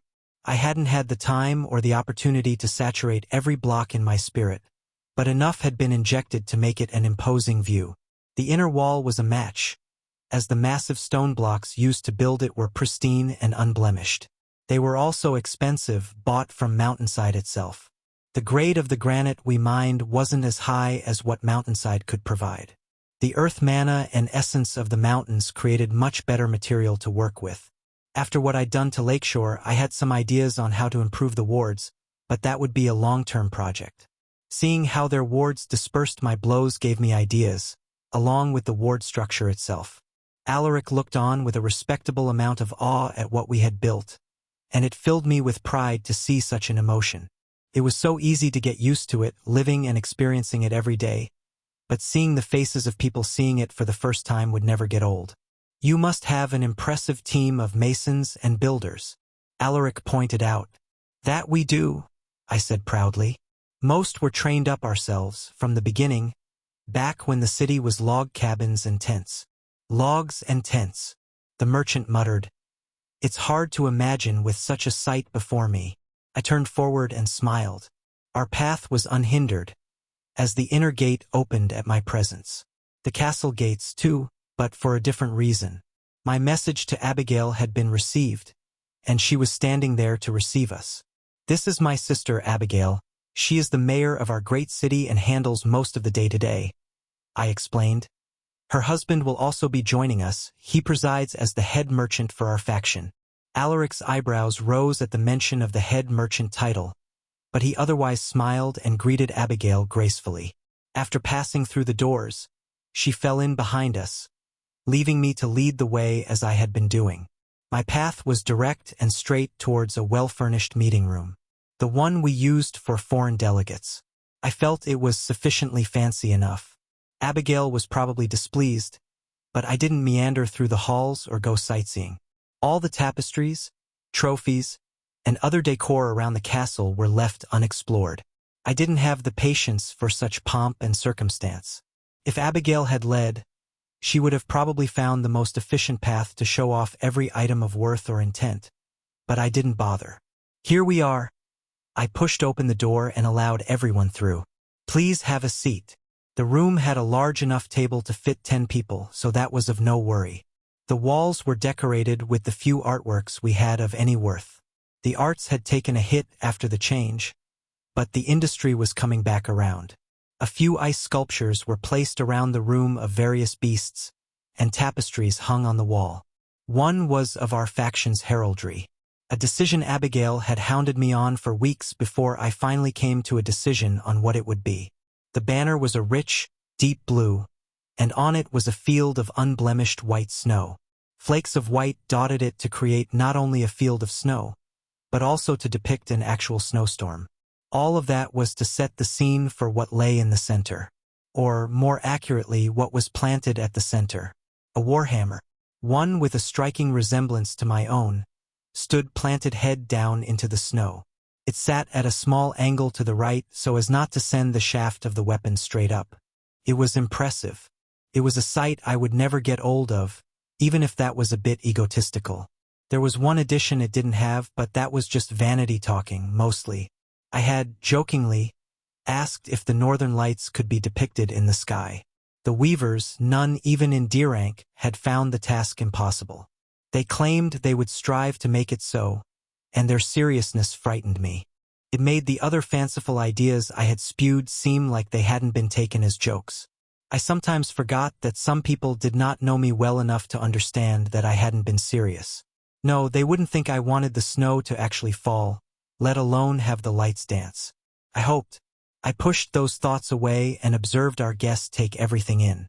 He seemed pleased with all the pomp, which was fine. Not everyone would be like me. Jonathan had joined us not long after we entered, and now everyone I wanted was here and seated. Why don't we start with how the Black Rose Merchant Company came about? I began in an effort not to jump straight into matters. I shot Abigail a smug look as I refrained from doing just like she thought I would. Alaric cleared his throat. It's not much of a grand tale, but I shall tell it all the same. The idea came from the new merchant companies. I and many others took note of their lead and sought to do the same. Nothing was barring us from it, and I don't doubt that some had put similar things in motion before their arrival, just not with the same depth or seasoned approach. Seeing that no one was going to interrupt, he continued, the contracts, specifically, opened a lot of our eyes to what is now possible through the system. One of the main things making establishing ourselves difficult was the ease with which we could regulate how much we pay in taxes. Yes. I nodded. That has continued to be a problem. I can see how any pylon leader would be hesitant to allow such a thing without severe oversight. It was a problem we would have to tackle sooner or later, as the taxes we were losing out on were only going up. Vendor contracts? Track the flow of money from the vendor side? I focused back on what the merchant was saying. Exactly, but with a firm contract in place, such things can be eased. Alaric explained. Now, finding a willing city to set down roots is not nearly as difficult. The ones whose cities missed out on having a connection to the wider universe were much more amenable. And where is it you call home? I asked. That would be Velmara, the northernmost city the Heartlands Alliance controls. It's a week's travel south of the Twins. Based on his description, Velmara sat in what used to be North Iowa or South Minnesota. With the border gone and terraforming, it was impossible to tell. Not their capital, Verdant Falls? No, they have the Grass Sea Trading Group based there. Instead of starting with fierce competition, I have chosen to settle in Velmara instead. It's close enough to the Stormlands, the Twins, and the reservation that trade has been good. We're a far way from your usual routes, then. I said. What made you come all the way up here? As I said before, Austin here managed to convince me the trip was worth it. And I have to say, from what I've seen so far, he wasn't wrong, Alaric stated happily. I turned to Austin. Have you been to this Velmara? He shook his head. Not personally, no, but I've heard of it. It's run by a nature mage of decent renown, Sylvia Woodwright. She fought in the test personally, under Michaela's banner. Michaela Stewart, Baron and faction leader of the Heartlands Alliance. I remembered her from the gathering. I also noted that Velmara was the closest city to Marcus. Alaric didn't seem surprised. With Storm City, the Twins, Sioux City, and Verdant Falls all close by, it often gets overlooked. But that makes it a prime candidate for my company. Lady Woodwright is also in the hopes to forge it into a great city. She plans to become a baroness soon, in order to attend the assembly. Well, he just offered up a lot of information. It made me question his goals. Sure, he seemed friendly enough and Austin seemed to like him, but it was leaning towards becoming too much. Usually, when people, merchants doubly so, started giving up information freely, they wanted something. The obvious was he wanted to forge good relations with me and my faction, but was that all it was? He seemed excited about the opportunities here and had said as much. "And what is it you aim to accomplish or acquire here?" Jonathan queried. I was glad I didn't have to be the one to press the man. Seeing how the conversation was turning more mercantile and business-oriented, Alaric faced Jonathan with a hint of competitiveness. "I could not help but notice the steeds you use. The horses seem to glide along the snow, turning a trip that would be a slog into a breeze. The blizzard horses. He wants the horses? Yes, I can see how that could be of aid to you, but I doubt it was all you came up here for. You lost precious time making the detour for an opportunity you weren't certain of." Jonathan countered. "Visiting, not to mention being invited, to a noble city is not one I would pass up so easily," Alaric began. "But I admit it wasn't only that. From what I've been able to track, this city is the source of some of the finest metalworks I've been able to appraise. A mercenary captain I know swears by the craftsmanship and will seek out any blades with the hammer and flame maker's mark. Vincent. There's also the fact that ice affinity materials, beast parts, and bloodlines are hard to come by in the Southlands. That is not the case here." Alaric finished. "Connor. It seemed like those of lesser renown among the family were finally getting their recognition. Not that I had looked at them any differently before. Sarah's beast handling efforts, Vincent's metalworks, and Connor's ability to distill bloodlines were something that had greatly changed Frostheim. And now, it seemed, other places wanted a piece. Well, why don't we get down to the details?" Jonathan grinned. "I can see this becoming a lucrative deal for the both of us. Oh bother. I'm stuck in here with the lawyers. Here's to hoping this goes quickly." Austin glared at me, blaming me for dragging him into this. I smiled at him. "If I have to be here, so do you." Chapter 348 Pinnacle. Chris POV. Frostheim. The meeting with Alaric didn't end up taking that long. The haggling was tame, compared to the few other times I'd seen Jonathan engage in it. From what I could tell, both merchants weren't trying to go for the throat. The only reason I could see for not doing so was to increase the likelihood of continued business. Good-natured business, at that. I wasn't sure how it would all pan out in the future, but it seemed like we were getting a good deal. Alaric and his nascent merchant company already had roots in 4 different decently sized factions. Through him, we could get things from the Heartlands Alliance, the Reservation, the Stormlands, and the Twins. Trading with Marcus's city was still best done in-house, as it were, but it was still possible through Alaric if we needed it. One of the things Abigail was most excited about was the food. The Heartlands were aptly named, as they consisted of some of the most fertile lands this side of the mountains. In the world, really, if things hadn't changed too much by the terraforming. The area was responsible for a large portion of the world's food production, and it was quickly reclaiming that title. We could grow things up here, obviously, but not at the grade, capacity, or quality to even come close to what they could produce. Also, some crops just wouldn't survive our climate. Continued trade would be good for food diversity, and for my palate. With the cattle, sheep, and hunting, we had enough meat to go around, and now we had the grain, fruits, and vegetables to match. The deal was worth its weight in silver, as now we could make some of the things I had been missing. Our pylon shop didn't reach far enough to get offers from Verdant Falls, which was a pity.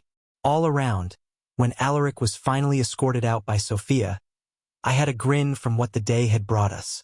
"I'm not sure if you meant for this to happen," or not. But either way, thanks, Austin. I sighed in contentment just thinking about the new amenities Alaric would bring. I knew it would be good, but I wasn't sure how good. Austin bragged. Him being interested in some of our products was a surprise. Abigail snorted. No, it isn't. We have spent a lot of time and effort into supplying Sarah, Vincent, and Connor with resources and knowledge. This was the return on our investment. I'm just glad that intercity and interfaction travel seems to be picking up. People moving around is a good thing all the way around. Jonathan noted. It also reminds me that I still have to go to Harbor Deep soon. Well, you can now leverage our connection to the south in trade with Patrick. I said, but our main goal with him should be to get maritime trade up and running. The lake needs to be mapped, surveyed, scried, or whatever else that needs to happen to find or forge safe shipping lanes. I agree. Jonathan nodded. With Lakeshore, we could reach a lot of areas around the lake, especially with some of them connected now. Lake Ontario still remains isolated, so we won't be able to sail directly to Flame Falls, but it should cut down the trip significantly. Anything to get off carts for months, Abigail complained. I'd push a boat along personally if it meant getting off carts. We lapsed into a comfortable silence before Austin broke it. I'm surprised you haven't evolved yet, Chris. You're the only one in the room still in E-rank. His face was alight with a teasing grin. I'm still preparing, I responded non-committedly. I imagine you got a few good options.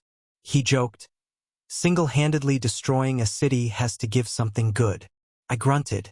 I'd already told him I didn't like thinking about it. It is not my Class 1 worry about. Reaching Mythic is a fool's dream, but I can still push further with my profession. Austin looked taken aback. I don't see why Mythic is out of reach for you. Not after all you've done. It was Abigail who responded. Mythic is more than just a jump in tier. It is the pinnacle. There are no tiers above, and to reach it, you must achieve everything, conquer everything, do everything, and claim everything that's possible in your rank. Sometimes not even that is enough. The books say that talent or luck have a factor in it, but I doubt it. Austin huffed but didn't dispute her. Chris has done more than anybody I know. I've done more than most, sure, but not everything. I said, of my 5 choices, 2 were legendary, now 3. I'd have to get the last 2 bumped up before a mythic even became possible, and I don't see that happening anytime soon. Oh, 3? Any good ones? Austin asked. Yes, but that's not the point, I answered. To reach the pinnacle, I'd have to expand my law a bit more, upgrade all of my skills a significant amount, push my spirit a bit, and probably achieve something else I don't even know. The time alone isn't something I can afford. Questing for Mythic is for people who have the time to dedicate to it, the resources, knowledge, and grit to go through with it. I may have some of those traits, but I do not have the time. By the grand scheme of things, we're all considered quite young, Abigail added. Even if we'd had the system since birth, 30 years old of a 250-year lifespan is not a lot. 700 for us now, Austin just had to correct. We both know we were referring Abigail fell for the bait, but I waved her off. If it were a perfect world, I'd wait and do all I could, but I can't. As soon as my profession increases to epic, I'm evolving. I'm confident that a 375% increase from both commons is enough to keep us safe. The only people who could beat me are those with legendary in both, but that gap isn't insurmountable. Our situation isn't all bad, Jonathan interjected. We might have to keep a certain pace of leveling, but don't forget that we are still advancing at lightning speeds compared to the rest of the universe. We still haven't hit our soft caps yet, which will kill our current pace.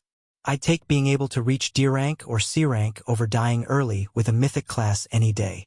The soft cap. It was sometimes easy to forget that we still had that ceiling waiting for us. Leveling was entirely based on accumulating essence. Each of our souls had a set capacity, and once we reached it, our rate of growth would stall. Not only would we need to gather essence to reach the next level, but we would also need to grow our soul to hold it. If the cataclysm the system's arrival caused was good for anything, it was for the rapid growth it had caused us to go through. How many people do you think are wasting that gift stuck in F or E rank? Austin posed. To be in a position where they could level so much more if only they could meet the requirements would suck. His words brought up bad memories recently buried, but I held myself back from lashing out at him. That was how he'd always been. Little was off limits, and no regard for courtesy. I'm not sure. They could try to evolve manually if they so wished, but I doubt they'd try it unless they had to.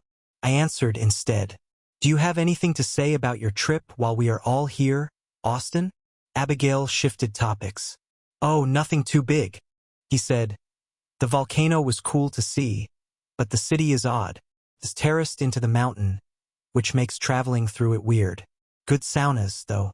The settlements in between the cities have a small-town feel to them, which is cool. And mountainside?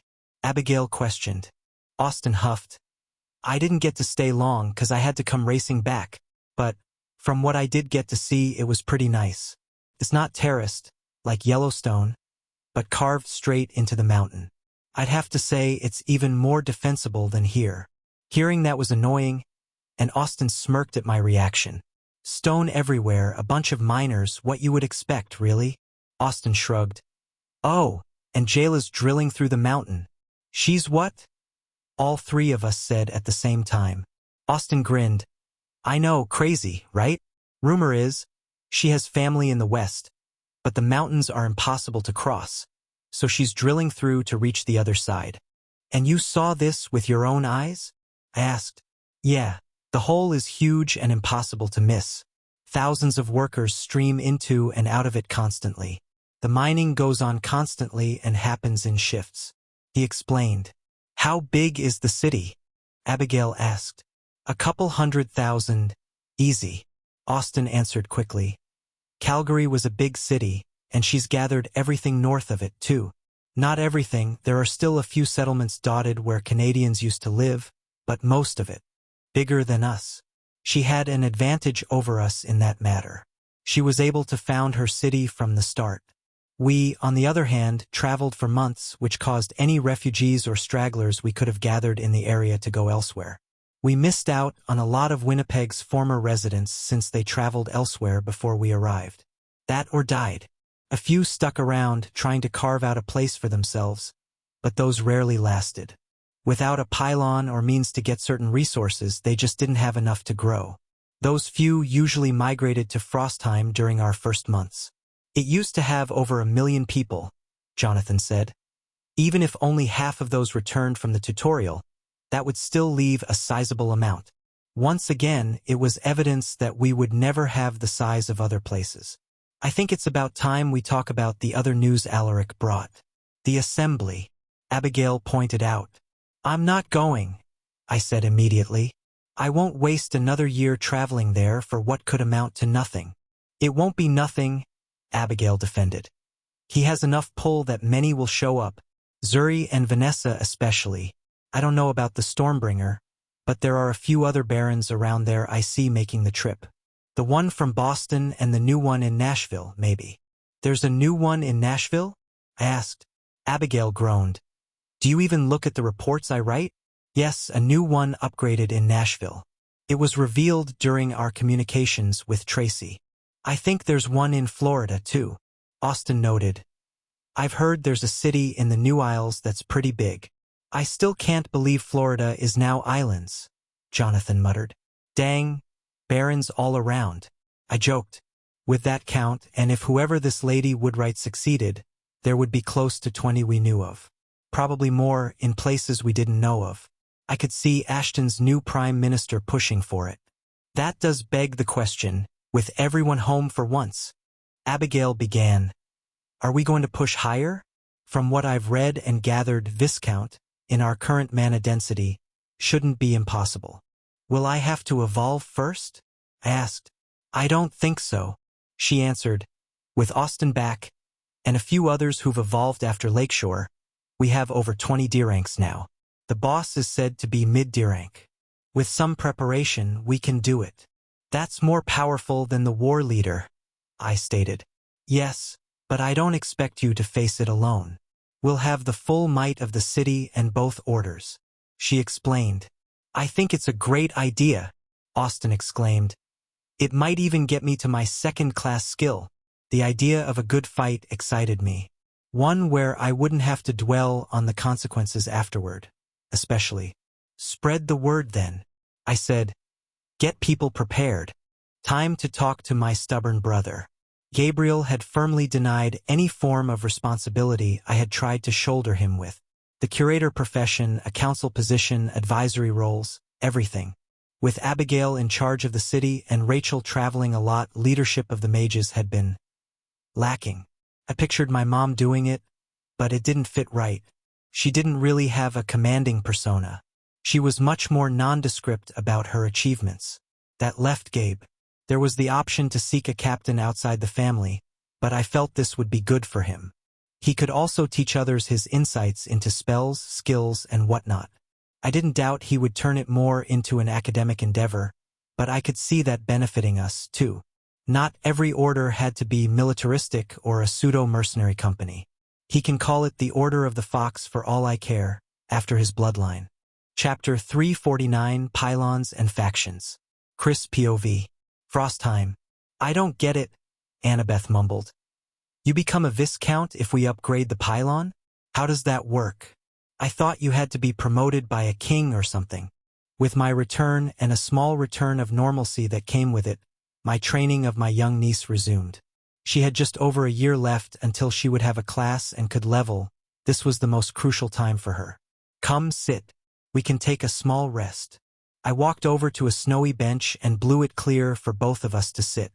I wasn't close to needing a rest, but the almost teenage girl without my endurance certainly did. Anna shuffled over next to me.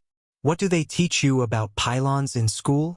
I asked to get a baseline of what I was working with.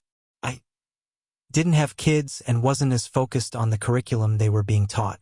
I know you can buy M, she said cheerfully. Then, to begin a settlement, you place it to claim the area, right? Do you know what level they start at when you first place them down? I asked. Outpost level. The lowest level. Her voice was confident. Correct. And what comes after that? Her face furrowed. Village? No, town. I chuckled. You were right the first time. It goes outpost and then village. After that, it becomes a small town, then large town. And then small city. Anna cut in eagerly. Yes, which we are at now. I continued. There are two forks that lead to small city. A noble option, which the challenge for is more difficult, but leads to a noble title and more rewards. The other option is the mundane option, which is easier, but lacks the rewards and noble title.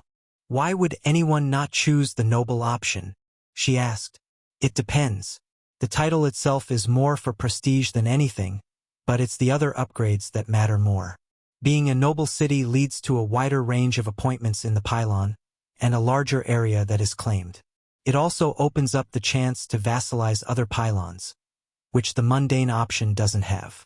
Sure, it can still have dependent outposts and villages, but fewer of them and nothing above the village level. The main drawback is the increased challenge. Not every settlement is as powerful as we are and has the defenders to weather such a wave. The mundane option gives them an easier path to better rewards that most people can handle. I explained. So you'll become a Viscount tomorrow? She looked up at me with excited eyes. Yes, if all goes well.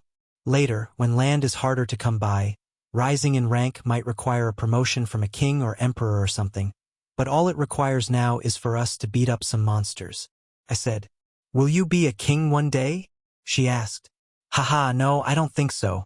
A kingdom is a long way off and requires more than just one powerful city. The requirements are plentiful and not something I care to complete. A duchy, maybe, but probably not a kingdom. Her face soured at my words, and I could see her fantasies slipping away. Duke was still a long way off.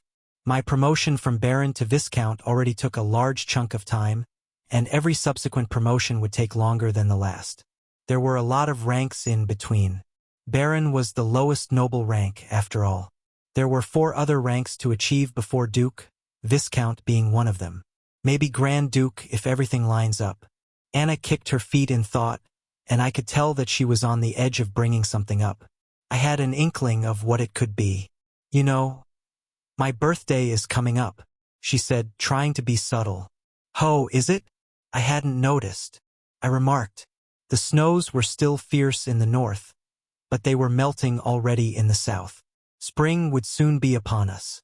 It would be a cool birthday present if I could be on the walls to watch. Oh dear. I couldn't say no immediately, but there was no way I could say yes either. This wasn't my decision to make. You should ask Dash. Mom will say no, she huffed. I know she will. I envisioned exactly that. I highly doubted Abigail would let Anna watch the battle from the walls. She was 12 going on 13 after all. The walls could be dangerous. I said, if it were a normal wave, sure, I could maybe put in a good word, but not for the upgrade. Too much could go wrong. She geared up to fight me on it, but I waved her off. No, not the outer walls, I said firmly. But I could see your mother agreeing to putting you at the top of the keep. With a spyglass, you'd be able to see and remain safe. That was hinging on a very conditional if. The if being Abigail letting her daughter watch such violence. She'd already let out that she hadn't been as blindfolded during the tutorial as we had hoped. But that didn't mean letting her see more of it was a good idea. Really? She asked, hopeful. Maybe, I said. But I'd ask your dad first. I threw John completely under the bus. Okay.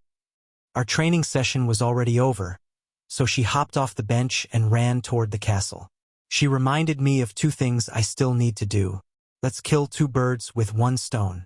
Both the tasks that just came to mind could be accomplished in the same place.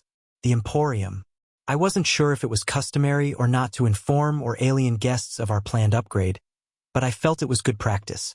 There was the potential that we failed, however small, and that could result in something bad. The elf had grown on me. We didn't meet often, as John took care of most things we needed from him, but it was cool to talk with a completely different race. The dwarf and gnome, too, if a bit less because they usually didn't walk the front of house. We were prepared, but it was best to at least give them a heads up. The second reason I needed to see them was because of something Anna brought up. It was her birthday soon, and I had to get her something. It was something I had thought long and hard about. Next year, she would unlock her class and everyone would probably give her weapons, armor, potions, and the like to get her ready for leveling. That meant this year, I'd get her something I felt was something more vital. The walk to the Emporium was swift, as it was located in the large market square not far from the inner gates. The traffic was heavy, as the area was filled with shops, but people made way easily enough. As much as I didn't care for the lordly deference, there was no stopping it at this point. Anders already refused to call me anything but my lord. Fighting it was a lost cause. The Emporium itself wasn't as busy as a few other places, but that had more to do with prices than popularity. Not many had the spare coin to spend on Volwyn's goods, and when they did, it was a rare day, few and far between. Such transactions didn't lead to a lot of foot traffic, but they led to a sizable amount of revenue based on the taxes he paid us. A bell chimed as I walked in, and a few guards nodded at my entrance. I told him that guards inside the store weren't necessary, but it was his store to oversee. Baron Zelensky, a pleasure to see you. Volwyn greeted with a smile. The pale blue elf was one of the many who took titles seriously. It was a growing trend. Volwyn, how have you been? I greeted him back and felt the changes in the man. Profession-focused auras were hard to pinpoint because my skill relied on power comparison, but I'd gotten better at assessing them over time. Volwyn felt a few levels higher than I'd last seen him. Maybe even higher than Austin in the 120s, but I couldn't be sure. Can't complain. A nifty expression of your peoples I quite like, he said happily. Are you back for more leather? Get those space enchantments working yet? I've been busy with other things lately, but yes, another enchanter did. It takes a while to produce them, but we can at least. I answered. I'd gotten sidetracked from the runes, but someone else hadn't. The bags didn't have a huge capacity, only 10 to 15% compression, but they worked. That's good to hear. What can I do for you, Baron? He asked from behind the counter. I'm not sure how it works where you're from, but I thought I'd give you a heads up. We plan on upgrading our pylon tomorrow. I said. Going for Viscount? He nodded. I've heard some rumors, but thank you for telling me. Usually, such upgrades are posted so everyone knows, but going around and telling them works too. I wasn't surprised he knew. It was through Volwyn that we bought a few devices and books on the matter. It was how we could predict what the boss monster of the wave would be level-wise. He also wasn't deaf, and we were actively spreading the information while his shop was in a prominent area of foot traffic. Is that all? Or did you come to purchase something as well? He smiled, knowing he was likely to depart my silver from me. Yes, actually, I answered. I was wondering what you had on mental defense? Which kind? Are you aiming to fortify the mind against physical pain like a pain resistance skill, or defend against a mentalist? And do you plan to achieve that through a technique, skill, or artifact? Volwyn asked. A mentalist, I answered. And all three if you have them: technique, skill, and artifact. You could never be too careful. I had mental freeze and a mental defense amulet. I was looking to improve both if I could, but also pick something up for Anna. Everyone in the family had an amulet like mine, but I felt an upgrade was in order. Maybe I was paranoid. Are you fearing an attack by one? Volwyn asked. I doubt there's a mentalist on this planet that can breach your mind. I knew why he was saying that, but I didn't fully agree. A person had a natural defense against mental magic that other magics didn't have to overcome. To breach someone's mind, you had to punch through a person's natural defenses, even if they didn't have a skill for it. Unlike fire, which could burn you without encountering any natural defense other than fortitude. It was the reason it took so long for the Mindbreaker to turn certain people into thralls. Their will was strong enough to fight him off. He eventually wore them down through attrition, rather than brute strength. I have no love for mentalists, I said firmly, my distaste clear. I'd rather have it and not need it than be stuck facing one without it. A bonus if it helps see through illusions. I still remembered the demon portal that was hidden behind one. All right, Volwyn said, catching on to my distaste. I can get it. His sentence trailed off. I sense a but coming. But if you want the best, there are conditions. The faction that has the best mental defenses isn't usually keen to sell them. You're lucky you're still at a low rank, which makes it easier to get as it isn't as valuable, but even still, they will want certain assurances. The way Volwyn said it made me uncomfortable. They wanted assurances just to buy their information. More importantly, who was they? Which faction is this? Are they large? I asked. My knowledge of the wider universe was sparse, but we had information on a few of the big factions already. It was hard not to with all the books Abigail hoarded. The Order of the Phoenix Flame was one, as that was where the fire body refining techniques we bought came from. The dragons were another, as were the frost giants and fire titans. Outside of that, I knew of various notable kingdoms or empires of certain races, but only in the vaguest sense. I knew of certain pantheons, but not well. I'd say, large enough to be one of the major players. Who do you think has the best mental defenses in the universe? Volwyn asked with a smile. The elf had a proclivity to play around. He also liked to use his greater knowledge for teaching moments.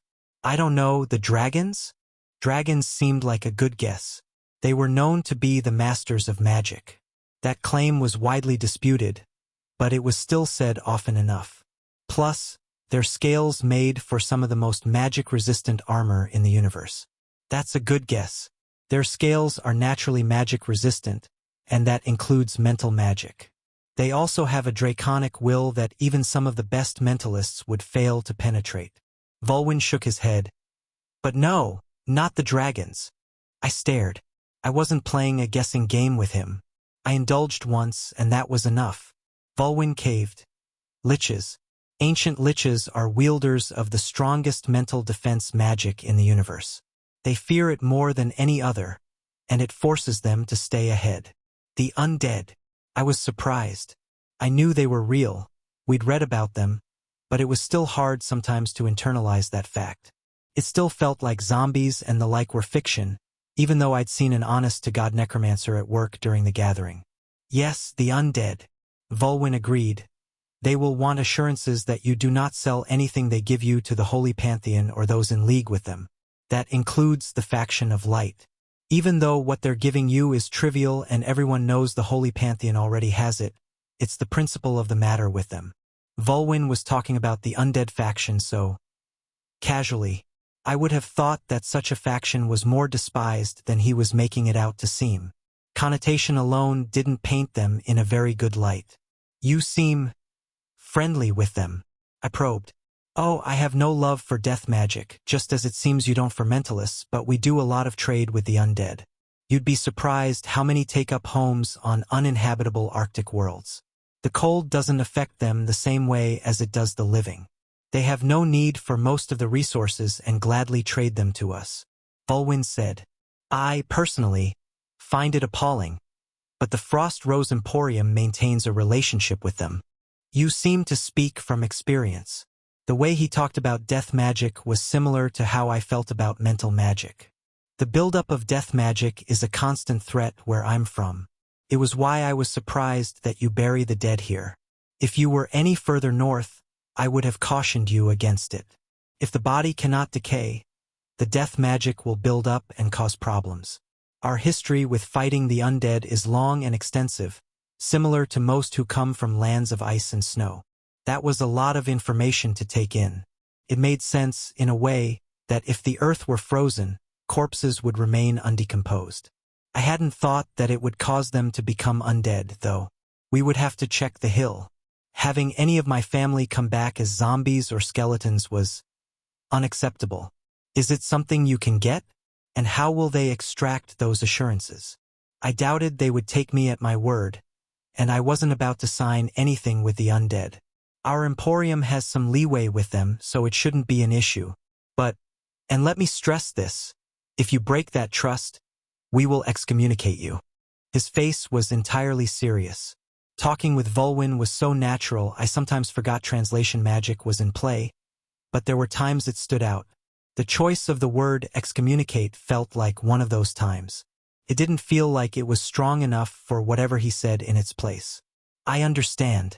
I swear to not sell it to anyone from the Holy Pantheon or those in league with them. I said sincerely.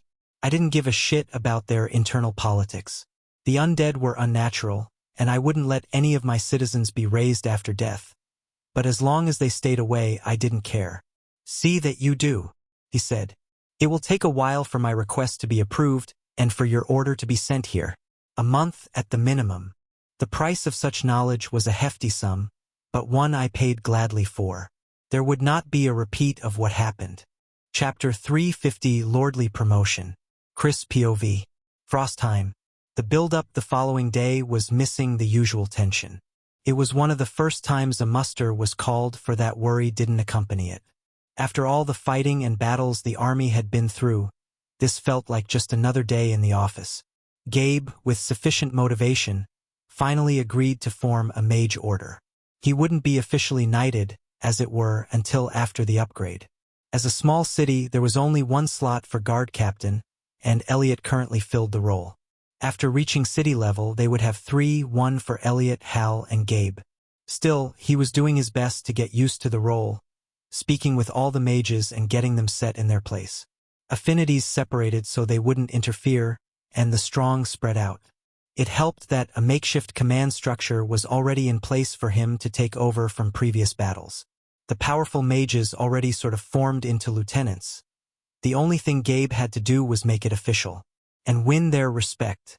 It wasn't that he didn't already have it, but there was still going to be a grace period for the mages to get used to. Gabriel fighting against the demons, orcs, and then Lakeshore went a long way. If he hadn't, and I'd forced his appointment anyway, I wasn't sure it would have worked out as well. Strike that, it would have been a mess. Still, he did his work, and Hal's order joined him on the walls. Elliot's was split, some up and some down, just like usual. Austin, John, and Elliot were down with me, with the rest of the warriors behind us, and everyone else was in place. The plan was simple and one we'd executed many times by now, nearly every settlement wave. Even though it was something we'd done many times, I was a little bit excited for the added challenge. Austin jumping up and down was a clear indication that he was, too. This is going to be fun, Austin said, and I could see the glow building on his skin. His arms were the only part not covered in armor, and they were starting to radiate light as he circulated mana. "I don't think it will be too bad," Elliot said. "We have enough strong D-ranks to face down the boss even without Chris. All of us working together to bring the boss down should go swiftly." "Yes, but the goal is to do it without casualties. Or as few as possible," John answered, decked out in his own armor. It wasn't the same polished and gleaming metal of Elliot, but a rugged browns and grays of layered stone. His job was to be our primary tank. He'd keep the boss's attention to the best of his ability. Elliot and I were backup tanks. Jonathan's armor was a new addition after his evolution that he had helped Vincent make for himself. The layers acted like plate armor in a way. "I think I'm gonna try to combine all 5 skills today," Austin boasted. "I should be able to this time." Austin, as always, was going to be our main damage dealer besides myself. His level was high enough that he very well could outpace me if I didn't give everything I had and focused only on damage. His style was so attack-heavy, and with his level advantage it was going to be hard to outdo him. "All 5? What are you talking about?" Elliot asked. "All 5 of my weapon skills," Austin replied with a smile. "Solar extension, piercing ultraviolet, penetrating rays, spear of the morning, and sundering strike." It was Austin's Unleash the Sun attack he had used before, except with some improvements. He had upgraded the uncommon piercing light uncommon to piercing ultraviolet, rare, penetrating strike common, all the way to penetrating rays, rare, and added the strike skill, sundering strike, common. If his previous attack during the Barren Wave was powerful, I was excited to see his new one. His earlier combination of 4 was now all rare, and he'd managed to add a 5th. "How is that even possible?" Elliot asked. "Combining more than 2 weapon skills in the same weapon is damn near impossible." Based on Austin's smirk, I knew what he was going to say before he said it. "You just have to get good." Yep, I knew it. Still, a 5-fold combination was impressive. I could do 3, but that wasn't the same. Hammer Reverberation was made with the intent to combine skills into it.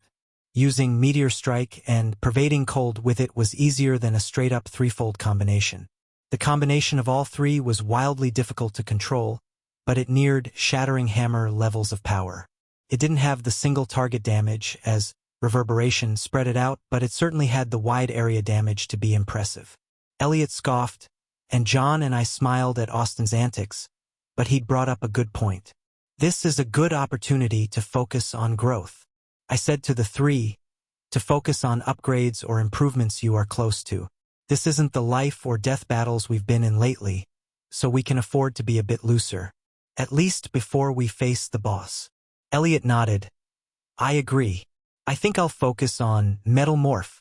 It's still too slow switching from offense to defense for my liking."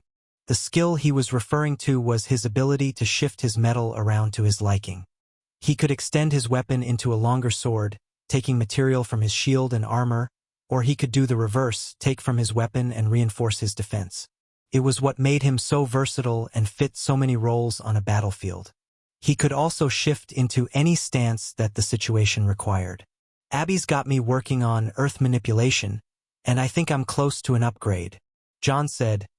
"It'd be nice to use it instead of Stonewall or Stone Aegis for smaller things. Saves mana." All 3 turned to me. "I feel a merge is in order." It would be harder than a straight-up upgrade, but the 2 skills I had in mind worked in tandem already. I'm sick of having Permafrost and Desolate Blizzard separate. Hell, if things went perfectly, maybe I could work on Frozen Leech too. Getting it so it wasn't a single target skill didn't seem so hard. After, I'd focus on slowing movement and other energies. "What about Sweeping Snow?" Austin asked. "I thought you were going to try and fit that in there somewhere." "Maybe after. I don't feel I'm close to slotting it in there. Plus, I want to change it a bit more before I do. I don't like how it's a constant mana drain. I want to merge it into Blizzard so it's a passive augmentation to make the snow sharper instead of an active skill." Gabriel had been excited about the different possibilities of merging skills and had given me the initial idea. I still had to work with him to figure it out, but I was optimistic I could do it. A horn blew from the walls, and our conversation was cut off. They were ready on the walls, and not long after, a timer started counting down. "Guess this is it." Austin grinned and slammed his helmet down. "The one with the least kills buys the first round." John groaned, Elliot laughed, and I grinned. Our new Aegis of Spirit and Stone wasn't the best for kill count. I fastened my helmet down. "Let's get this over with." Anna POV. Anna was surprised that her mother agreed to let her watch. It didn't even take that much convincing, either. She'd asked her dad, and the two of them faced down what they assumed would be a mighty battle. But it was only a question. They'd asked, and she'd said sure. Anna didn't push any further and was content with her win. The top of the keep was cold, as there was nowhere to hide from the wind, but she came prepared. Her heavy furs wrapped around her tightly, and they did enough to cut through the chill. Anna heard the horn and the timer start counting down and hurriedly put her spyglass up to her eye. She could see the battlefield from where she stood, but it was difficult. She wasn't like Uncle Austin, who could see the horizon with just his eyes alone. She could make out the groups of people but not anything detailed. Uncle Gabe had given her glasses that enhanced eyesight, but those didn't work as well as the spyglass. The monsters that ran at the wall looked like werewolves. Anna wasn't sure if that's what they were called or not, but that was how she thought of them in her head. Uncle Chris created a small snowstorm around him as he dove into the fight with her dad and Austin. Elliot joined too, but she didn't focus on him much. Most of her attention was on Chris and her dad. Her dad, for obvious reasons, and Chris because she wished to be powerful like him. Austin, her mom, and her dad were all powerful, but she felt connected to the snow, unlike the other elements. She'd seen enough blood that it didn't make her stomach feel queasy anymore, but she still had to pull the spyglass away a few times. There was a hammer skill Chris used that was not fun to watch. Her dad, though, was a master of defense. None of the werewolves made it past him, and he stood like a tall and unyielding tower, unblemished by their weak attacks. Her mom was a storm on her own.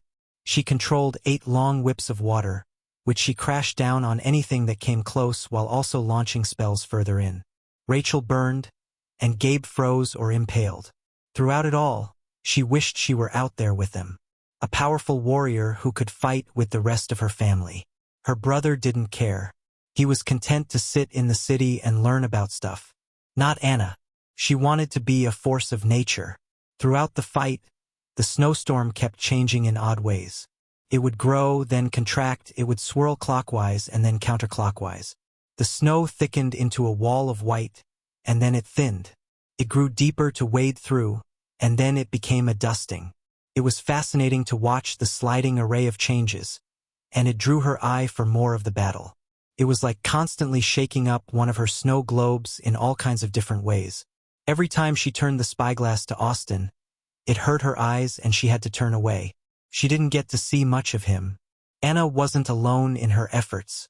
From her vantage point at the top of the castle keep, she could see others standing on roofs or other tall places to try and get a good look. The weird elf was standing with a device of his own pressed to his face. Some tried to climb the inner wall, but they were caught and told not to by the soldiers already on the wall. There wasn't a lot manning the inner wall as most were taking part in the battle, but there was enough to notice and shoo those trying to climb in. Mainly, it was the ones operating the trebuchets. There were multiple times when she got distracted by certain sights, like the bison charges. Aurora had to stay in the kennels and Anna visited often, so she got to see the bison every once in a while. Zion was always fun to mess with. It was weird to see the usual docile creatures stampede over everything. Those on their backs swinging away at anything the massive creature's hooves missed. Speaking of Aurora, she was out there somewhere. Anna hated the fact that her dog was fighting and she wasn't. Some of the wolves were with Gavin and stayed back along the wall, but that didn't mean all of them were there. Luna and the wolves not bonded to anyone were out picking off any enemy they could find under Sarah's guidance from the back. Luna had grown massively since the first time she had seen her. It was the first wolf Sarah had tamed and led the pack of non-bonded ones. She spent some time zooming around to try to find different people, but before she knew it, the battle was over. A chime told her that it had ended. She saw the light rush out into the distance and knew the area that they had claimed grew. She knew that much from school. Whatever the new appointments were, she wouldn't know until she asked her mom. 1 year. One more year and she would be out there with them. End of chapter 350.